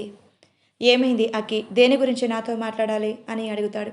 వినయ్ తన హెయిర్ను దువ్వుకుంటూ అది అది తడబడుతూ చెప్పలేక సైలెంట్గా ఉంటే వినయ్ వెనక్కి తిరిగి ఆమె మెడ చుట్టూ 2 చేతులు వేసి, ఏమైంది మా శ్రీమతి గారికి, ఏం డౌట్ వచ్చింది అని అడుగుతాడు. నీకు ఏమైనా హెల్త్ ఇష్యూ ఉందా బావా అని అడుగుతుంది. వాట్ నాకేమయ్యింది, దొక్కలా బాగా ఉంటాను, అయినా నీకెందుకు వచ్చింది ఆ డౌట్ అని డౌట్గా అడుగుతాడు. అది నీకు పైకి చెప్పలేని ప్రాబ్లం ఏదో ఉండి డైలీ డాక్టర్ దగ్గరికి ట్రీట్మెంట్ తీసుకుంటున్నావంటగా అని అంటుంది. ఆ మాటకి వినయ్ ఒక్కసారిగా షాక్ అయి తన మీద నుంచి చేతులు రెండు తీసేసి కళ్ళు తెరిచి అఖిల వైపు చూస్తాడు. చెప్పు బావా, ఏదైనా ఉంటే నేను నీకు తోడుగా సపోర్ట్గా ఉంటాను. నీకు ఇబ్బంది అయితే ఈ పెళ్ళి ఇప్పుడే ఆపేస్తాను. నువ్వు సెట్ అయిన తర్వాతే మన మ్యారేజ్ పెట్టుకుందాం. నువ్వు ఇబ్బందిగా ఉండి నన్ను పెళ్లి చేసుకుని నువ్వు సఫర్ అవ్వద్దు అని అతని మీద జాలి చూపిస్తూ ఉంటుంది. అసలు ఏం మాట్లాడుతున్నావకి? నాకు చెప్పుకోలేని బాధే ఉంటుంది. పైగా డాక్టర్ ట్రీట్మెంట్ నేను తీసుకోవడం ఏంటి అని అడుగుతాడు. నా దగ్గర ఇంకా దాస్తావెందుకు బావా? నువ్వు హర్ష అన్నయ్య ఇద్దరూ కలిసి హాస్పిటల్కి వెళ్తే వాళ్ళు వెళ్ళేవాళ్ళంటగా, నీకు ట్రీట్మెంట్ అన్నయ్య దగ్గర నుండి చేపించేవాడంటగా. అసలు ఏ ప్రాబ్లం బావా నీకు? కొంపదీసి నీకు అని డౌట్గా అతని వైపే నుంచి కిందకు చూస్తూ ఉంటే, నాకు ఎటువంటి ప్రాబ్లమ్స్ లేవు. నువ్వు నీ వెధవనుమానాలు. అసలు ఎవరు చెప్పారు నీకు ఇవన్నీ అని కోపంగా అడుగుతాడు. ఎవరు చెప్తే ఏముందిలే బావా, నాకు నిజం చెప్పు చాలు. అయినా నేను నీకు సపోర్ట్గా నిలబడతానని చెప్తున్నాను కదా అని అంటుంది. ఒసే రాక్షసి, అన్నీ చక్కగా నీట్గా సెట్ చేసుకున్న జుట్టుని తన చేతులతో చెరిపేసుకొని అక్కడ బెడ్ మీద కూర్చుండిపోయి, ఏంటకి ఇదంతా? అసలు నువ్వు ఏం మాట్లాడుతున్నావో నాకు అసలు ఏ హెల్త్ ఇష్యూస్ ఉండటం ఏంటి? నాకు ఏ రోగం లేదే, నువ్వు ఎందుకు ఇలా ఆలోచిస్తున్నావు? అసలు నీతో ఎవరు చెప్పారు అని అడుగుతాడు. తేజ చెప్పింది బావా, నువ్వు ట్రీట్మెంట్ కోసం డైలీ హాస్పిటల్కి వెళ్ళేవాళ్ళంట కదా, అక్కడ తేజుని కలిసావంట కదా, అప్పుడు తేజ అడిగితే చెప్పావంట కదా అని తేజ చెప్పింది. మొత్తం పూసగుచ్చినట్టు చెప్తుంది.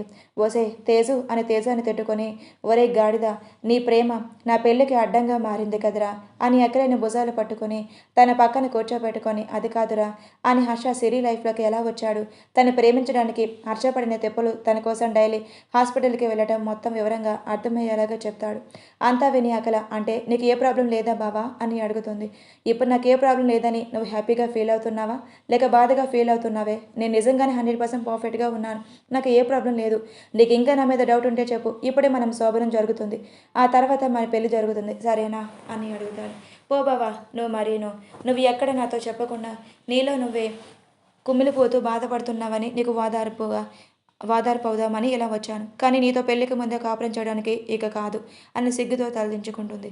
ఓసిని, ఇప్పుడు దాకేమైనా అనుమానంగా చూసి ఇప్పుడేమో సిగ్గుపడుతున్నావా? అంతా నా తలరాత. అయినా ఇన్ని రోజులు ఇది మనసులో పెట్టుకున్నది సరిగ్గా మాట్లాడకుండా సైలెంట్గా ఉన్నావు అని అంటాడు. అవును అని అంటుంది. ఎప్పటికైనా డౌట్స్ అన్నీ క్లియర్ అయ్యాయా, ఇంకేమైనా ఉన్నాయా అని అడుగుతాడు. ఏం లేదు, అన్నీ క్లియర్ అయిపోయింది అని చెప్తుంది. అంతలో కింద నుంచి అఖిల వాళ్ళ అమ్మ పిలవటంతో, బాయ్ బావా అని నేను తర్వాత మాట్లాడతాను నీతో అని అఖిల కిందకు వెళ్ళిపోతుంది. వినయ్ రెడీ అయ్యి తన కార్ తీసుకొని హర్ష ఆఫీస్కి వెళ్తాడు. విక్కీ హర్ష వైజాగ్ బ్రాంచ్ గురించి డిస్కషన్లో ఉండగా డోర్ తీసుకొని లోపలికి వెళ్ళటంతో, ఎరా నీకు కామన్ సెన్స్ లేదా? లోపలికి వచ్చే ముందు పర్మిషన్ అడిగి రావాలని తెలియదా అని కోపంగా అంటాడు హర్ష. నువ్వు చెప్పిన అబద్ధం వల్ల నా జీవితం తలకిందలయ్యేలా అనిపించింది కాసేపు అని అంటాడు. నేనేం చెప్పానురా ఇప్పుడు అని అర్థం కానట్టుగా అడుగుతాడు హర్ష.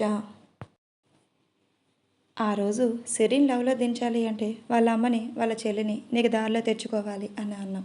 అందుకని రోజు హాస్పిటల్కి వెళ్తే దానికి నాకేదో పైకి చెప్పుకోలేని డిసీజ్ ఉంది అన్నట్లుగా మీ మరదల ముందు క్రియేట్ చేసావు. అదేమో నాకు నిజంగానే ఏదో ప్రాబ్లం ఉందని నమ్మేసింది. ఆ విషయంలో అఖిలతో చెప్పింది. అది నా మీద జాలిగా, నేను దేనికి పనికిరానేమో, ఈ పెళ్ళి కావాలంటే సరే, లేదంటే ఆపేసుకొని రాగం తగిన తర్వాతే పెళ్లి చేసుకుందాం అని నా మీద జాలి చూపిస్తుంది అని అంటాడు. పక్కన నవ్వుతాడు విక్కీ. వినయ్ కోపంగా చూస్తే హర్ష అర్థం కానట్టుగా చూస్తాడు. ఈ విషయం నాకు తెలుసు అన్నయ్య అని అంటాడు హర్షను చూసి. ఏంట్రా నీకు తెలిసిందే అని అంటాడు హర్ష. ఆ రోజు తేజ అఖిల అక్కతో మాట్లాడటం నేనే విన్నాను. కాకపోతే అది మనకంత ఇంపార్టెంట్ మ్యాటర్ కాదు అని నేను సైలెంట్ అయ్యాను అని అంటాడు.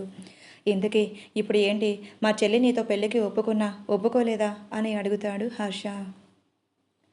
ఒప్పించాను, దాని డౌట్స్ అన్నీ క్లియర్ చేశాను అని విసుగ్గా అంటాడు వినయ్. ఇంకే పెళ్ళికి రెడీ అయిపోవచ్చు కదా, ఎందుకు నా దగ్గరికి వచ్చి నా బుర్ర తింటావు అని కోపంగా అంటాడు హర్ష. నీ వల్లే కదరా అది నన్ను అవమానించింది అని అంటాడు వినయ్. సర్లే, ఏదో అయిపోయింది. ఇప్పుడు ఆల్ ప్రాబ్లమ్స్ క్లియర్ కదా అని కాసేపు ముగ్గురు మాట్లాడుకున్న తర్వాత ఎవరిళ్ళకి వాళ్ళు వెళ్ళిపోతారు. రెండో రోజు వినయ్ పెళ్లిలో అందరూ కలుస్తారు. తేజ కూడా అందమైన లెహంగాలో పెళ్లికి వస్తుంది. బుట్ట బొమ్మలా ఉన్న తేజను చూసి వెక్కి చూపు తిప్పుకోలేకపోతాడు. సిరి కూడా దేవకన్యలా రెడీ అయి హర్ష ముందు తిరుగుతూ ఉంటే, దీనికి రోజు రోజుకి అందం ఎక్కువైపోతుంది అని భార్యను చూస్తూ సైట్ కొట్టుకుంటూ ఉంటాడు. పంతులు గారు ఒక్కొక్క తంతు జరిపిస్తూ మంగళధారణ కూడా చేపించిన తర్వాత అందరూ భోజనాలు చేసేసి అఖిలకి వినాయకి విష్ చేసి ఒక 2 ఫోటోలు దిగి ఇంటికి బయలుదేరుతారు. ఎగ్జామ్స్ అయిపోవడంతో తేజ హాస్టల్ నుంచి వస్తుంది. హర్ష చెప్పినప్పటి నుంచి విక్కీ తనను ఇబ్బంది పెట్టకుండా నార్మల్గానే మాట్లాడతాడు. కానీ తేజు విక్కీతో సరిగ్గా మాట్లాడదు. ఒకరోజు అందరూ ఆఫీస్కి వెళ్ళిపోయిన తర్వాత తేజు సిరి సుగుణ ఇంట్లో ఉంటారు. పైనుంచి కింద మెట్లు దిగి వస్తూ ఉండగా కళ్ళు తిరిగినట్టుగా అనిపించి రైలింగ్ పట్టుకు నిదానంగా నడుచుకుంటూ కిందకు వస్తూ ఉండగానే కళ్ళు తిరిగి పడిపోతుంది సిరి.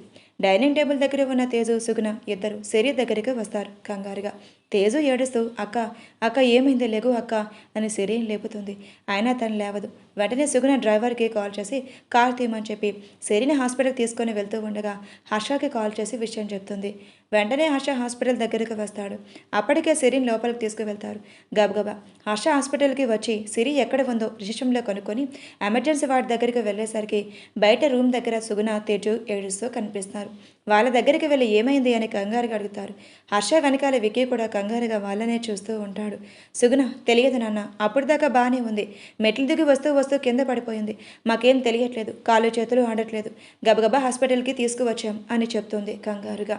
కాసేపటికి లేడీ డాక్టర్ రావడంతో హర్ష కంగారుగా డాక్టర్ గారి దగ్గరికి వెళ్ళి నా భార్య ఎలా ఉంది డాక్టర్, ఏమైంది తనకి అని కంగారుగా అడుగుతాడు.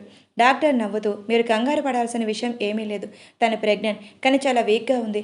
అందుకే తను అన్కాన్షియస్ అయ్యింది. తనకు చాలా కేర్ ఉండాలి అని అంటుంది.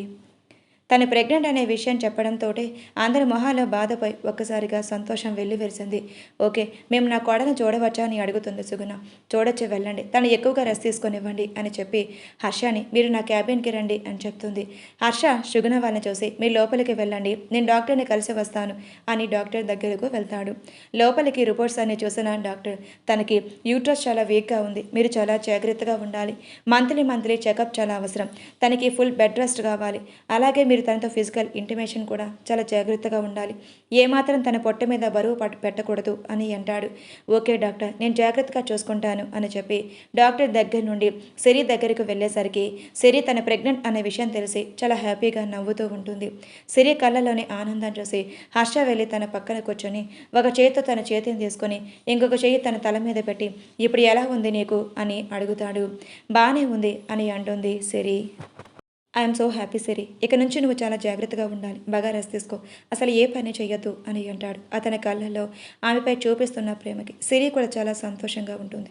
కాసేపటికి తను డిశ్చార్జ్ చేసి ఇంటికి తీసుకుని వెళ్తారు. హర్ష సిరిని జాగ్రత్తగా చూసుకుంటూ ఉంటాడు. విక్కీ కూడా తేజాని ఇబ్బంది పెట్టకుండా మళ్ళీ వాళ్ళ మధ్యలో ఆ టాపిక్ రాకుండా తనతో నార్మల్గా ఉండడానికి ట్రై చేస్తాడు. తేజ కూడా విక్కీ మామూలుగా ఉంటుంది. అలా రోజులు గడుస్తూ ఉంటాయి. హాస్పిటల్ నుంచి ఆరోగ్యంగా కమల కూడా కూతురు దగ్గరకు వస్తుంది. సిరికి అందమైన ఆడపిల్ల పడుతుంది. సుగుణ ఆనందం ఇంత అంత కాదు. ఆడపిల్లలు లేరు అనుకున్న తన ఇంట్లోకి మహాలక్ష్మి అడుగు పెట్టడంతో పాపని ఎవరికి ఇవ్వకుండా ఎక్కువసేపు తన దగ్గరే ఉంచుకొని తనతోనే మాట్లాడుతూ ఉంటుంది. అలా కొన్ని రోజులు తేజు స్టడీస్ కూడా కంప్లీట్ అయిపోతాయి. విక్కీ కూడా హర్ష ట్రైనింగ్ అండ్ ప్రోత్సాహంగా కంపెనీ స్టార్ట్ చేసుకుంటాడు. కాలేజ్ అయిపోవడంతో ఫ్రెండ్స్ అంతా కలిసి వైజాగ్ వెళ్దామని గొడవ చేయడంతో ఇంట్లో చెప్పాలి అని చెప్పి పర్మిషన్ తీసుకొని అని చెప్పి ఆ విషయం తేజు హర్షకి సిరికి వాళ్ళ అమ్మకే చెప్తుంది. ఫ్రెండ్స్తో వెళ్తాను అంటే ముందు వద్దు అని అంటారు. లేదమ్మా, ఇక్కడ నుంచి ఫ్రెండ్స్ అందరూ ఎవరికి వాడు విడిపోతారు, కలవరు కదా, అందుకని లాస్ట్గా వైజాగ్ వద్దామని జస్ట్ 2 days అలా వెళ్ళి వచ్చేద్దాం అని అంటున్నారు. నాకు వైజాగ్ వెళ్ళి బీచ్ చూడాలని ఉంది, ప్లీజ్ మమ్మీ ఒప్పుకోవా అని బ్రతిమలాడుతుంది. పోనీలేండి, అత్తయ్య వెళ్ళి రానివ్వండి, ఫ్రెండ్స్తో వెళ్తాను అని అంటుంది కదా, జాగ్రత్తగా వెళ్ళి రావాలి తేజు, ఏ ఇబ్బంది అయినా మాకు చెప్పాలి, ఫోన్ మాత్రం నీ వెంట ఉండాలి, మేము ఎప్పుడు ఫోన్ చేసిన లిఫ్ట్ చేయాలి అని కండిషన్స్ పెడతాడు హర్ష. ఓకే బావా అని ఫ్రెండ్స్తో టూర్కి బయలుదేరుతుంది. వైజాగ్ వెళ్ళి బీచ్లో సరదాగా ఆటలాడి ఎంజాయ్ చేస్తూ ఒక హోటల్లో స్టే చేస్తారు. అందరూ అమ్మాయిలు అబ్బాయిలు అందరూ ఉండటంతో అమ్మాయిలంతా ఒక రూమ్లో అబ్బాయిలంతా ఒక రూమ్లో స్టే చేస్తారు. ఆ హోటల్ బీచ్ దగ్గర ఉండటంతో రాత్రిపూట బీచ్ చూడడానికి చాలా బాగుంటుంది అని అంటారు. అందరూ చూడడానికి వెళ్తారు. అప్పుడే తేజ ఫోన్ రింగ్ అవ్వడంతో వాళ్ళని చూసి మీరు వెళ్ళండి, నేను ఇప్పుడే వస్తాను, ఫోన్ మాట్లాడేసి అని కాల్ లిఫ్ట్ చేసి సిరితో మాట్లాడుతూ ఉంటుంది. అందరూ క్యాంప్ ఫైర్ వేసుకొని బీచ్ దగ్గర చూస్తూ కూర్చొని మాట్లాడుకుంటూ ఉంటారు. సిరి ఫోన్ మాట్లాడటం అయిపోయిన తర్వాత వెనక్కి తిరిగేసరికి తన ఎదురుగా ఒక అబ్బాయి డోర్ లాక్ చేసి నుంచుని ఉంటాడు. ఏ వాసు, నువ్వేంటి ఇక్కడ, అయినా నువ్వు వెళ్ళలేదా అని అడుగుతుంది తేజు. లేదు, నీకోసమే వెయిట్ చేస్తున్నాను అని అంటాడు. అవునా, సరే పద వెళ్దాం అని అంటూ డోర్ దగ్గరికి వచ్చేసరికి తన చెయ్యి పట్టుకొని వెనక్కి లాగి నీతో ఒక విషయం చెప్పాలి తేజు అని అంటాడు. అతను చేతిని విదిలించి ఏంటి వదులు అని కోపంగా అరుస్తుంది. ఐ వాంట్ యూ తేజు అని అంటాడు. నీకేమైనా పిచ్చి పట్టిందా? పిచ్చి పిచ్చిగా వాగుతున్నావు, మూసుకొని వెళ్ళి ఇక్కడి నుంచి అని కోపంగా అంటుంది. లేదు, నేను చూసిన ఫస్ట్ డే నుంచి నాకు నీ మీద ఫీలింగ్స్ ఉన్నాయి. ఎలాగైనా నీతో ఒక నైట్ అన్నా గడపాలి అని అనుకుంటున్నాను. అందుకే అసలు నేను ఈ టూర్ ప్రోగ్రాం ఏర్పాటు చేశాను. ఒకే రాత్రి నువ్వు నాతో గడుపు, ఇంక లైఫ్లో నీ జోలికి రాను అని అంటాడు. వెంటనే తేజు కోపంతో అతని చెంప మీద ఈడ్చుకొట్టి ఏం మాట్లాడుతున్నావురా నువ్వు? నేను నీకు ఎలా కనిపిస్తున్నాను? అంత క్యారెక్టర్ లేని దానిలాగా కనిపిస్తున్నానా? ఇంకోసారి నీ నోటి నుంచి నా గురించి అలా చండాలంగా మాట్లాడావంటే ఎక్కడే పాత పడేస్తాను, ఏమనుకుంటున్నావో అని కోపంగా అంటుంది. ఏంటి ఊరుకుంటుంటే ఓ ఎక్కువ చేస్తున్నావు, అందంగా ఉన్నావు అని పొగరా అని తన 2 చేతులను పట్టుకుని గోడకి ఆనేస్తాడు. మర్యాదగా నన్ను వదిలి అని అతని నుంచి తప్పించుకోవడానికి గింజుకుంటూ ఉంటుంది. ఆయన వాసు పట్టుకుని ఏమన్నావే, తీర్చిదిద్దిన అందాల భరిణిలా ఉన్నావు, ఎక్కడెక్కడ ఏమేమి ఉండాలో అవన్నీ కరెక్ట్గా ఉన్నాయి అని ఆమె 2 చేతులు ఒక చేత్తో తీసుకొని ఆమె నడుమి ప్రెస్ చేయడంతో కోపంగా కాలితో అతన్ని కొడుతుంది. ఆమె నుంచి దూరం జరుగుతాడు. అతను దూరం అవ్వడంతో ఫాస్ట్గా వెళ్ళి డోర్ తీసి బయటకు వెళ్తుంది. ఆమె వెనకాలే వాసు కూడా పరిగెడుతూ ఆగవే ఆగు నువ్వు అని అంటూ ఉండగా తేజు భయంతో పరిగెడుతూ ఎదురుగా వచ్చి అతన్ని చూసుకోకుండా గుద్దుకొని అతని మీద పడిపోతుంది. తన మీద పడిన అమ్మాయిని చూసి అతని కళ్ళు 2 పెద్దవి అయ్యి తేజు అని అంటాడు. భయంతో కళ్ళు మూసుకున్న తేజు అతని పిలుపుకి కళ్ళు తెరిచి తన కింద ఉన్న వ్యక్తిని చూసి బావా అని అంటుంది. ఆమె ఒంటి నిండా చెమటలు. భయంతో వణికిపోతున్న తేజుని చూసి ఏమైంది తేజు అని అడుగుతాడు. బావా వాడు వాడు అని వెనక్కి తిరిగి చెయ్యి వెనక్కి పెట్టి చూపిస్తుంది. తను నిదానంగా పైకి లేపి విక్కీ కూడా పైకి లేస్తాడు. విక్కీ వెనకాల అతన్ని షర్ట్ పట్టుకొని భయంగా నుంచుంటుంది తేజు. హలో బాస్, ఎవరు మీరు? ఆమెని ఇటు పంపించండి అని అంటాడు. అసలు ఎందుకు తను వెంట పెడుతున్నావు అని కోపంగా అడుగుతాడు విక్కీ. నేను ఎవరైతే నీకెందుకు బాస్, తన లవర్. మా ఇద్దరికి చిన్న మిస్అండర్స్టాండింగ్ వచ్చింది, అందుకే తను అలా పారిపోయింది. ఆయన మీకు ఈ విషయాలన్నీ అవసరం, తను ఇటు పంపించండి అని అంటాడు. భయంతో తేజు విక్కీ షర్ట్ ఇంకా గట్టిగా పట్టుకుంటుంది. తన్నీతో రాదు, వెళ్ళి నువ్వు అని కోపంగా అంటాడు. ఎవరు నువ్వు?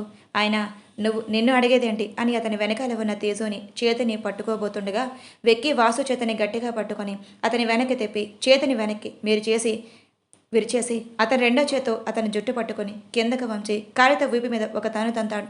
దెబ్బకి వెళ్ళి ముందు పడి అమ్మ అని అరుస్తాడు వాసు. ఎవర్రా తను? నా లవర్ని అని చెప్పుకుంటున్నావా? చంపేస్తా, దాని ఒంటి మీద చేయబడ్డా నిన్ను ఇక్కడ ఈ బీచ్లో పూడ్చిపెడతాను అని తేజు చేతిని పట్టుకొని తన వెనక్కి లాక్కొని తన రూమ్కి తీసుకుని వెళ్ళి ఆమె చెంప మీద ఈడ్చి కొడతాడు. తేజు భయంతో కొట్టిన చోట చెయ్యి అడ్డంగా పెట్టుకొని కోపంగా ఉన్న వెక్కిని చూసి భయంతో తేజు పక్కన నుంచుని ఏడుస్తూ ఉంటుంది. వెక్కీకి ఇంకా కోపం తగ్గకపోవడంతో తన రూమ్లో ఉన్న ఫ్లవర్ వాజ్ని విసిరేసి తేజుని చూస్తూ ఆ రోజు నేను ముద్దు పెట్టుకున్నాను అని నా మీద అంత ఎత్తుని లేచావే, నన్ను కొట్టావు, ఈవేళ వాడు ఎవడో నీ చెయ్యి పట్టుకొని నిన్ను అని తను చూస్తూ ఆగిపోయి మరి వాడిని ఏమనలేకపోయావా? ఇలా ఏడుస్తూ నుంచున్నావు, అసలు నీకు ఎందుకే ఇంత పట్టుదల? ఫ్రెండ్స్ అని నవ్వుతూ మాట్లాడితే వాళ్ళతో కలిసి ఊరికే వచ్చేయడమేనా? నేను కనుక రాకపోయి ఉంటే ఏం చేసేదానివి అని కోపంగా అడుగుతాడు. వాసు తను చూసి పట్టుకున్నప్పుడు తన చేతి దగ్గర చిరిగిన డ్రెస్ తన మొహం మీద చెయ్యి పెట్టి నొక్కినప్పుడు అతని చేతి వేలిముద్రలు పైన వెక్కి తన కొట్టగానే బొగ్గ మీద పడిన వేలిముద్రలు ఉండటంతో అతనికి ఇంకో కోపం వస్తూ బెడ్ మీద ఉన్న బెడ్షీట్ని కూడా లాగి అవతలేస్తాడు. తేజు ఏడుస్తూ అక్కడే కూర్చుండిపోతుంది. ఏడుస్తూ ఉన్న తేజాను చూసి బాధగా అనిపించి వెళ్ళి తన గట్టిగా హక్ చేసుకుంటాడు. తేజ అతన్ని దూరం జరుపుతూ నెడుతూ ఉన్న తను వదలకుండా గట్టిగా కౌగలించుకుంటాడు. సారీరా, ఏదో కోపంలో కొట్టేశాను, సారీ అంటాడు. ఐ లవ్ యూరా తేజు, నువ్వెలా ఏడుస్తూ ఉంటే నేను తట్టుకోలేను, ప్లీజ్ నీకేమైనా నేను భరించలేను, అందుకే బాధలో కొట్టాను కానీ నీ మీద కోపంతో కాదురా అంటాడు. అతని మాటకి తేజు కూడా వెక్కి నడుము చుట్టూ చేతులు వేసి ఐ లవ్ యూ బావా, I love you so much అంటుంది. తేజు నుంచి దూరం జరిగి ఆ మొహాన్ని తన దోసెట్లో తీసుకొని ఆశ్చర్యంగా తను చూస్తాడు. తేజు అతని కళ్ళలోకి చూడలేక కళ్ళని తెంచేసి నిజం బావా, నాకు నువ్వంటే చాలా ఇష్టం, నువ్వు నాకు ప్రపోజ్ చేసిన రోజే నాకు నువ్వు ఇష్టం, కానీ నేను నీకు సరిపడే భార్యని కాదు నా ఫీలింగ్ బావా, నువ్వు బాగా అందంగా ఉంటావు, చదువున్నాయి అన్నీ ఉన్నాయి, కానీ నాకేం లేవు, నేను మీకు సరైన దాన్ని కాదు, అందుకే ఆ రోజు నేను కొట్టి నేను నుంచి ఎలాగైనా దూరం అవ్వాలని నేను హాస్టల్కి వెళ్ళిపోయాను, కానీ నేను కొట్టినా నువ్వు నా మీద ప్రేమను మాత్రం వదులుకోలేదు. నాకు తెలుసు నువ్వు నాకు తెలియకుండానే నాకు కనపడకుండా మా హాస్టల్ దగ్గరికి రావడం, కాలేజ్కి రావడం, నన్ను చూడటం, ఇంట్లో కూడా నన్ను చూడటం, నాతో మాట్లాడాలని ప్రయత్నించడం చేశావు, కానీ ఏ రోజు నీ మనసులో ఫీలింగ్ బయట పెట్టకుండా నాతో అప్పటి నుంచి మళ్ళీ తప్పుగా ప్రవర్తించకుండా నన్ను దూరం నుంచి చూస్తూ ఆనందపడ్డావు. నాకు ప్రతిదీ తెలుసు, హర్షబావ నీతో మాట్లాడటం కూడా నేను విన్నాను బావా. బావ మాటకు విలువిచ్చి నువ్వు నాకు దూరంగానే ఉన్నావు. కానీ మన పెళ్ళికి మీ పేరెంట్స్ ఒప్పుకోరు బావా. అందుకే నీ నుంచి దూరం అవ్వాలని అనుకున్నాను అని అంటుంది ఏడుస్తూ. ఎందుకు ఒప్పుకోరు? నేను నిన్ను ప్రేమించాను. అలాంటప్పుడు వాళ్ళు ఎందుకు ఒప్పుకోరు అని అంటాడు. ప్రేమ ఒక్కటే ఉంటే సరిపోదు. అంతస్తు అన్నీ కావాలి. అవేమీ నా దగ్గర లేవు అని అంటుంది. మరి హర్ష అన్నయ్య సిరి వదినని పెళ్లి చేసుకున్నాడు. ప్రేమించి కదా. అలాగే నేను కూడా నిన్ను ప్రేమించాను. నిన్ను మాత్రమే ప్రేమించాను. ఆ ఆస్తి అంతస్తు ఏ అవసరం లేదు నాకు. నా భార్యని కళ్ళలో పెట్టుకొని తనకే లోటు లేకుండా చూసుకోగలరు. ఆ సామర్థ్యం నాకుంది. నువ్వు వీటి గురించి ఆలోచిస్తూ రిజెక్ట్ చేస్తావా అని అడుగుతాడు. అవును అని అంటుంది. పిచ్చి తేజు అని మళ్ళీ తను హక్ చేసుకొని, నా బంగారం రా, నిన్ను వదిలి నేను ఉండలేను. ఎలాగైనా మమ్మీని డాడీని ఒప్పిస్తాను. నేను ఒప్పించకపోయినా హర్ష అన్నయ్య ఒప్పిస్తున్నాడు. మాటిచ్చాడు. ఖచ్చితంగా మన పెళ్లి జరుగుతుంది. నువ్వు ఎటువంటి ఆలోచనలు మనసులో పెట్టుకోవద్దు అని అంటాడు. తన నుదుటి మీద ముద్దు పెట్టి. సరే అని తల ఊపుతుంది. అలా కొంతసేపు ఇద్దరు మౌనంగా ఉంటారు. నువ్విక్కడ ఎలా అని అడుగుతుంది తేజు. మీ బావగారు చిన్న మీటింగ్ ఉందని నన్ను అటెండ్ చేయమని వైజాగ్ పంపించారు. మీటింగ్ కంప్లీట్ చేసుకొని నేను ఇక్కడికి వస్తూ ఉండగా నువ్వు నాకు ఎలా ఎదురుపడ్డావు అని అంటాడు. థ్యాంక్ యూ సో మచ్ బాబా. నువ్వే కనుక లేకపోతే అని భయంగా అంటుంది. ఇంకా భయపడద్దు, నేనున్నాను కదా అని అంటాడు. నన్ను నా రూమ్కి తీసుకువెళ్ళవా అని అడుగుతుంది తేజు. ఇప్పుడు ఎందుకు అని అంటాడు. డ్రెస్ చెరిగింది, నేను వేరే డ్రెస్ వేసుకుంటాను, తీసుకువెళ్ళవా? నా రూమ్లోనే ఉంది నా బ్యాగ్ అని చెప్తుంది. ఇప్పుడు అక్కడికి ఎందుకులే, నా టీషర్ట్ వేసుకో ప్రస్తుతానికి అని తన బ్యాగ్లో నుంచి టీషర్ట్ తీసి ఇచ్చి భోజనం చేసావా అని అడుగుతాడు. లేదు చేయలేదు అని చెప్తుంది. ఇద్దరికి కలిపి ఆర్డర్ పెడతాను. ఆలోపు డ్రెస్ చేంజ్ చేసుకొని నేను బయటే వెయిట్ చేస్తాను అని విక్కీ బయటకు వెళ్తాడు. విక్కీ బయటే ఉన్నాడు అని ధైర్యంతో డోర్ కూడా క్లోజ్ చేయకుండా తన ఒంటి మీద ఉన్న డ్రెస్ తీసేసి టీషర్ట్ వేసుకుంటుంది. డోర్ తీసి డోర్ పక్కన నిలబడి విక్కీని బావా అని పిలుస్తుంది. లోపలికి వచ్చి విక్కీని తేజుని చూసి నవ్వుతాడు. ఎందుకు బావా నవ్వుతున్నావు అని తన టీషర్ట్ని కిందకి లాక్కుంటూ ఉంటుంది. విక్కీ టీషర్ట్ తేజుకి మోకాళ్ళ వరకు వస్తుంది. అక్కడి నుంచి తన పంజాబీ డ్రెస్లో వేసుకున్న ఫ్యాన్ కింద ఉండటంతో విక్కీకి నవ్వు వస్తుంది. తేజ సిగ్గుపడుతూ నువ్వు ఇలా నవ్వుతావనే నన్ను రూమ్లోకి తీసుకువెళ్ళు అడిగా, నువ్వే తీసుకువెళ్ళలేదు అని బొంగుమూతి పెట్టుకొని చెప్తుంది.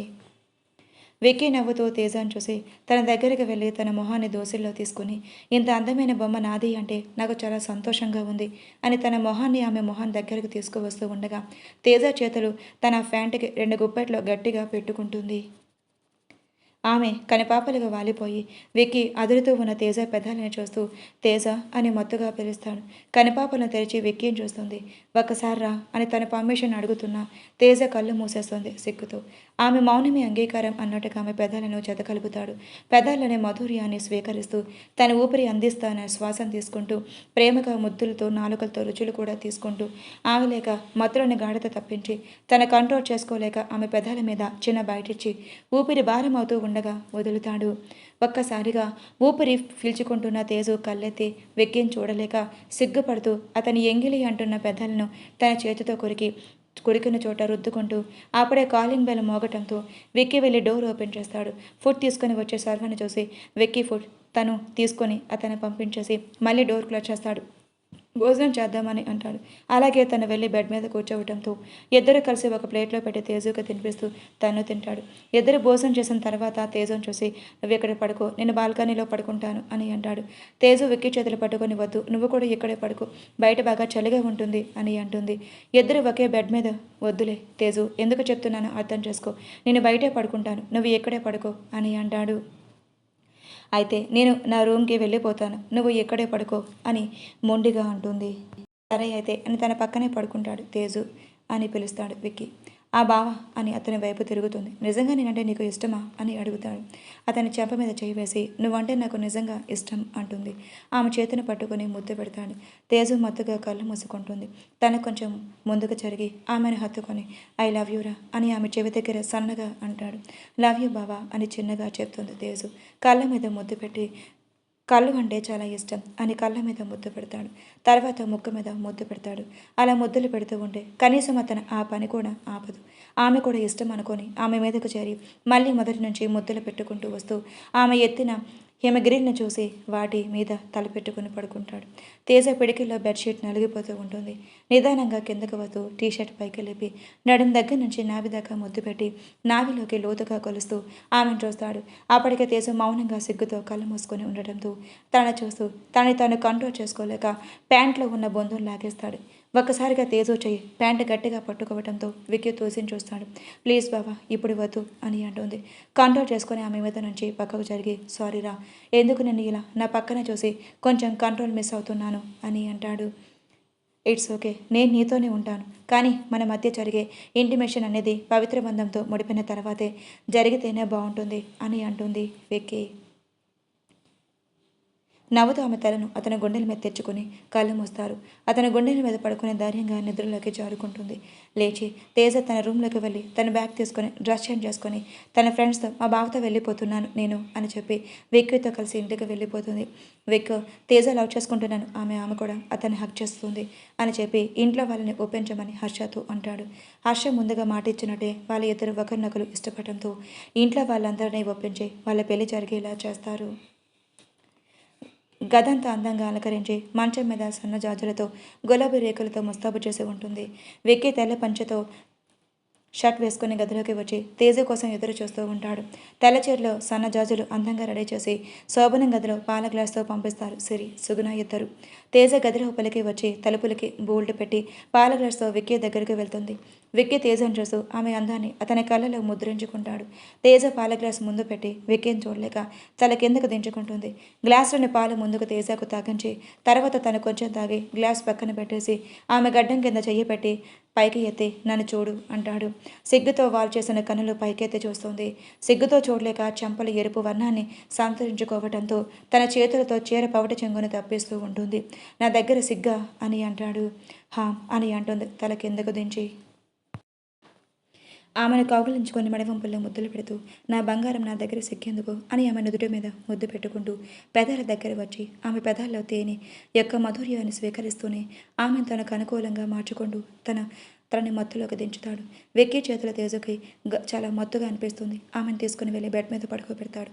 తన నుంచి వేరుపడకుండా ముద్దులు వేరు చేయకుండా నిదానంగా ఆమె పెదవులు వదులుతూ ఆమె నుంచి ఆమె చీరలు తప్పించి లేకపోతాడు. చేతుల్లో తన అందాలను తడుముతూ నోటితో ముద్దుల వర్షం కురిపిస్తూ పూర్తిగా మత్తులోకి తీసుకుని వెళ్ళి ఇద్దరి శరీరాల మీద నూలు పోగు లేకుండా చేసి ఆమెలోకి చొరబడతాడు. మొదటిగా నొప్పిగా అనిపించిన అతన్ని దూరం చేయాలి అని అనుకుని ఆమె నొప్పిని ఇస్తూనే అతని పెదాలతో ఆ నొప్పిని ఉపశమనాన్ని కూడా కలిగిస్తాడు. అలా కాసేపటికి ఇద్దరు ఒకరి నుంచి ఒకరి ప్రేమతో పాటు సుఖాన్ని పొందుతూ వారి వారి కోరికలను తెచ్చుకుంటూ ఒకరి మీద ఒకరు ఉన్న ప్రేమతో ఒక నిమిషం వదిలి ఉండలేక అలాగే ఒకరి ఒడిలో ఒకరు కలిసిపోయి ఎప్పటికీ అలసిపోయి ఇద్దరు శరీరాలు వేరుపడి నిద్రలకు జారుకుంటారు. విక్కీకి తేజ మీద ఉన్న ప్రేమని అతని చేతుల్లో చూపిస్తూ ఆమె ఒంటి మీద ఉన్న గాయాలు కొరికిన చోట రక్తం గడ్డకట్టినట్టు చారికలతో తెలుస్తుంటే ఆమెకు అతని నుంచి పొందుతున్న సుఖానికి ఆమె నుంచి కలిగి అనుభూతిని అతని వీపుకతో దిగిన గోళ్ళు గుర్తులతో ఇద్దరి మధ్య జరిగిన శృంగారికెడ ఎంత రసవత్తరంగా సాగిందో నిద్ర లేచిన తర్వాత వారి శరీరాలు చూసుకుంటే తెలుస్తుంది. లేవాలని అనిపించకపోయినా లేచి రెడీ అయి బయటకు వస్తుంది తేజు.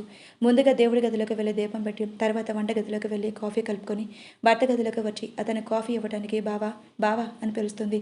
భార్య పిలుపుకి కళ్ళు తెచ్చిన విక్కీ ఎదురుగా నిండుగా తలస్నానం చేసి చీర కట్టలో అందంగా రెడీ అయిన తన సహధర్మచారిని చూస్తూ చేతిలోని కాఫీ పక్కన పెట్టి ఆమెను మళ్ళీ మంచం మీదకు లాక్కొని దుప్పటి ముసుగేస్తాడు. ఇద్దరికి కలిపి కాసేపు మళ్ళీ ఇద్దరు శృంగార క్రీడ సాధించిన తర్వాత తను వదులుతాడు. అచన దేహాలతో ఇద్దరు ఒకరినొకరు చూసుకుంటూ ఉంటారు. ఏంటి బాబా ఇది, రాత్రిగా అంతసేపు చేసావు, మళ్ళీ ఇప్పుడు నీకు బాగా అల్లరి ఎక్కువైంది అని అతని గుండెల మీద ముద్దుగా గుద్దుతుంది. మరి ఇంత ముద్దుగా ఉన్న భార్యని చూస్తే ఎవరైనా ఆపగలరా ఏంటి, అందుకే నన్ను నేను కంట్రోల్ చేసుకోలేకపోయాను అని అంటాడు. చాలే నీ వేషాలు, చూడు ఇప్పుడు మళ్ళీ నేను స్నానం చేయాలి అని బెడ్ మీద నుంచి పైకి లేస్తుంది. స్నానమే కదా నేను చేపిస్తాను కదా అని తను ఎత్తుకొని షవర్ కింద నిలబెట్టి ట్యాప్ ఆన్ చేస్తాడు. ఇద్దరు ఆ నీళ్లు తడుస్తూ ఉంటారు. అయ్యో ఏంటి బాబా ఇది, నువ్వెందుకు వచ్చావు, నువ్వు బయటికి వెళ్ళు, నేను స్నానం చేసి వస్తాను అని అంటుంది. ఏం పర్వాలేదు, ఇద్దరం కలిసి స్నానం చేద్దామని ఇద్దరు కలిసి సరే స్నానం చేసి బయటకు వస్తారు. ఇద్దరు రెడీ గదిలో నుంచి బయటకు వస్తారు. అప్పటికే హాల్లో పాపతో హర్షాశ్చర్య ఆడుకుంటూ ఉండడం చూసి వాళ్ళ దగ్గరికి వెళ్తూ నవ్వుతూ సరదాగా పిల్లలతో ఆడుకుంటూ కుటుంబంతో అందరూ సంతోషంగా గడుపుతారు. స్టోరీ ఎలా ఉందో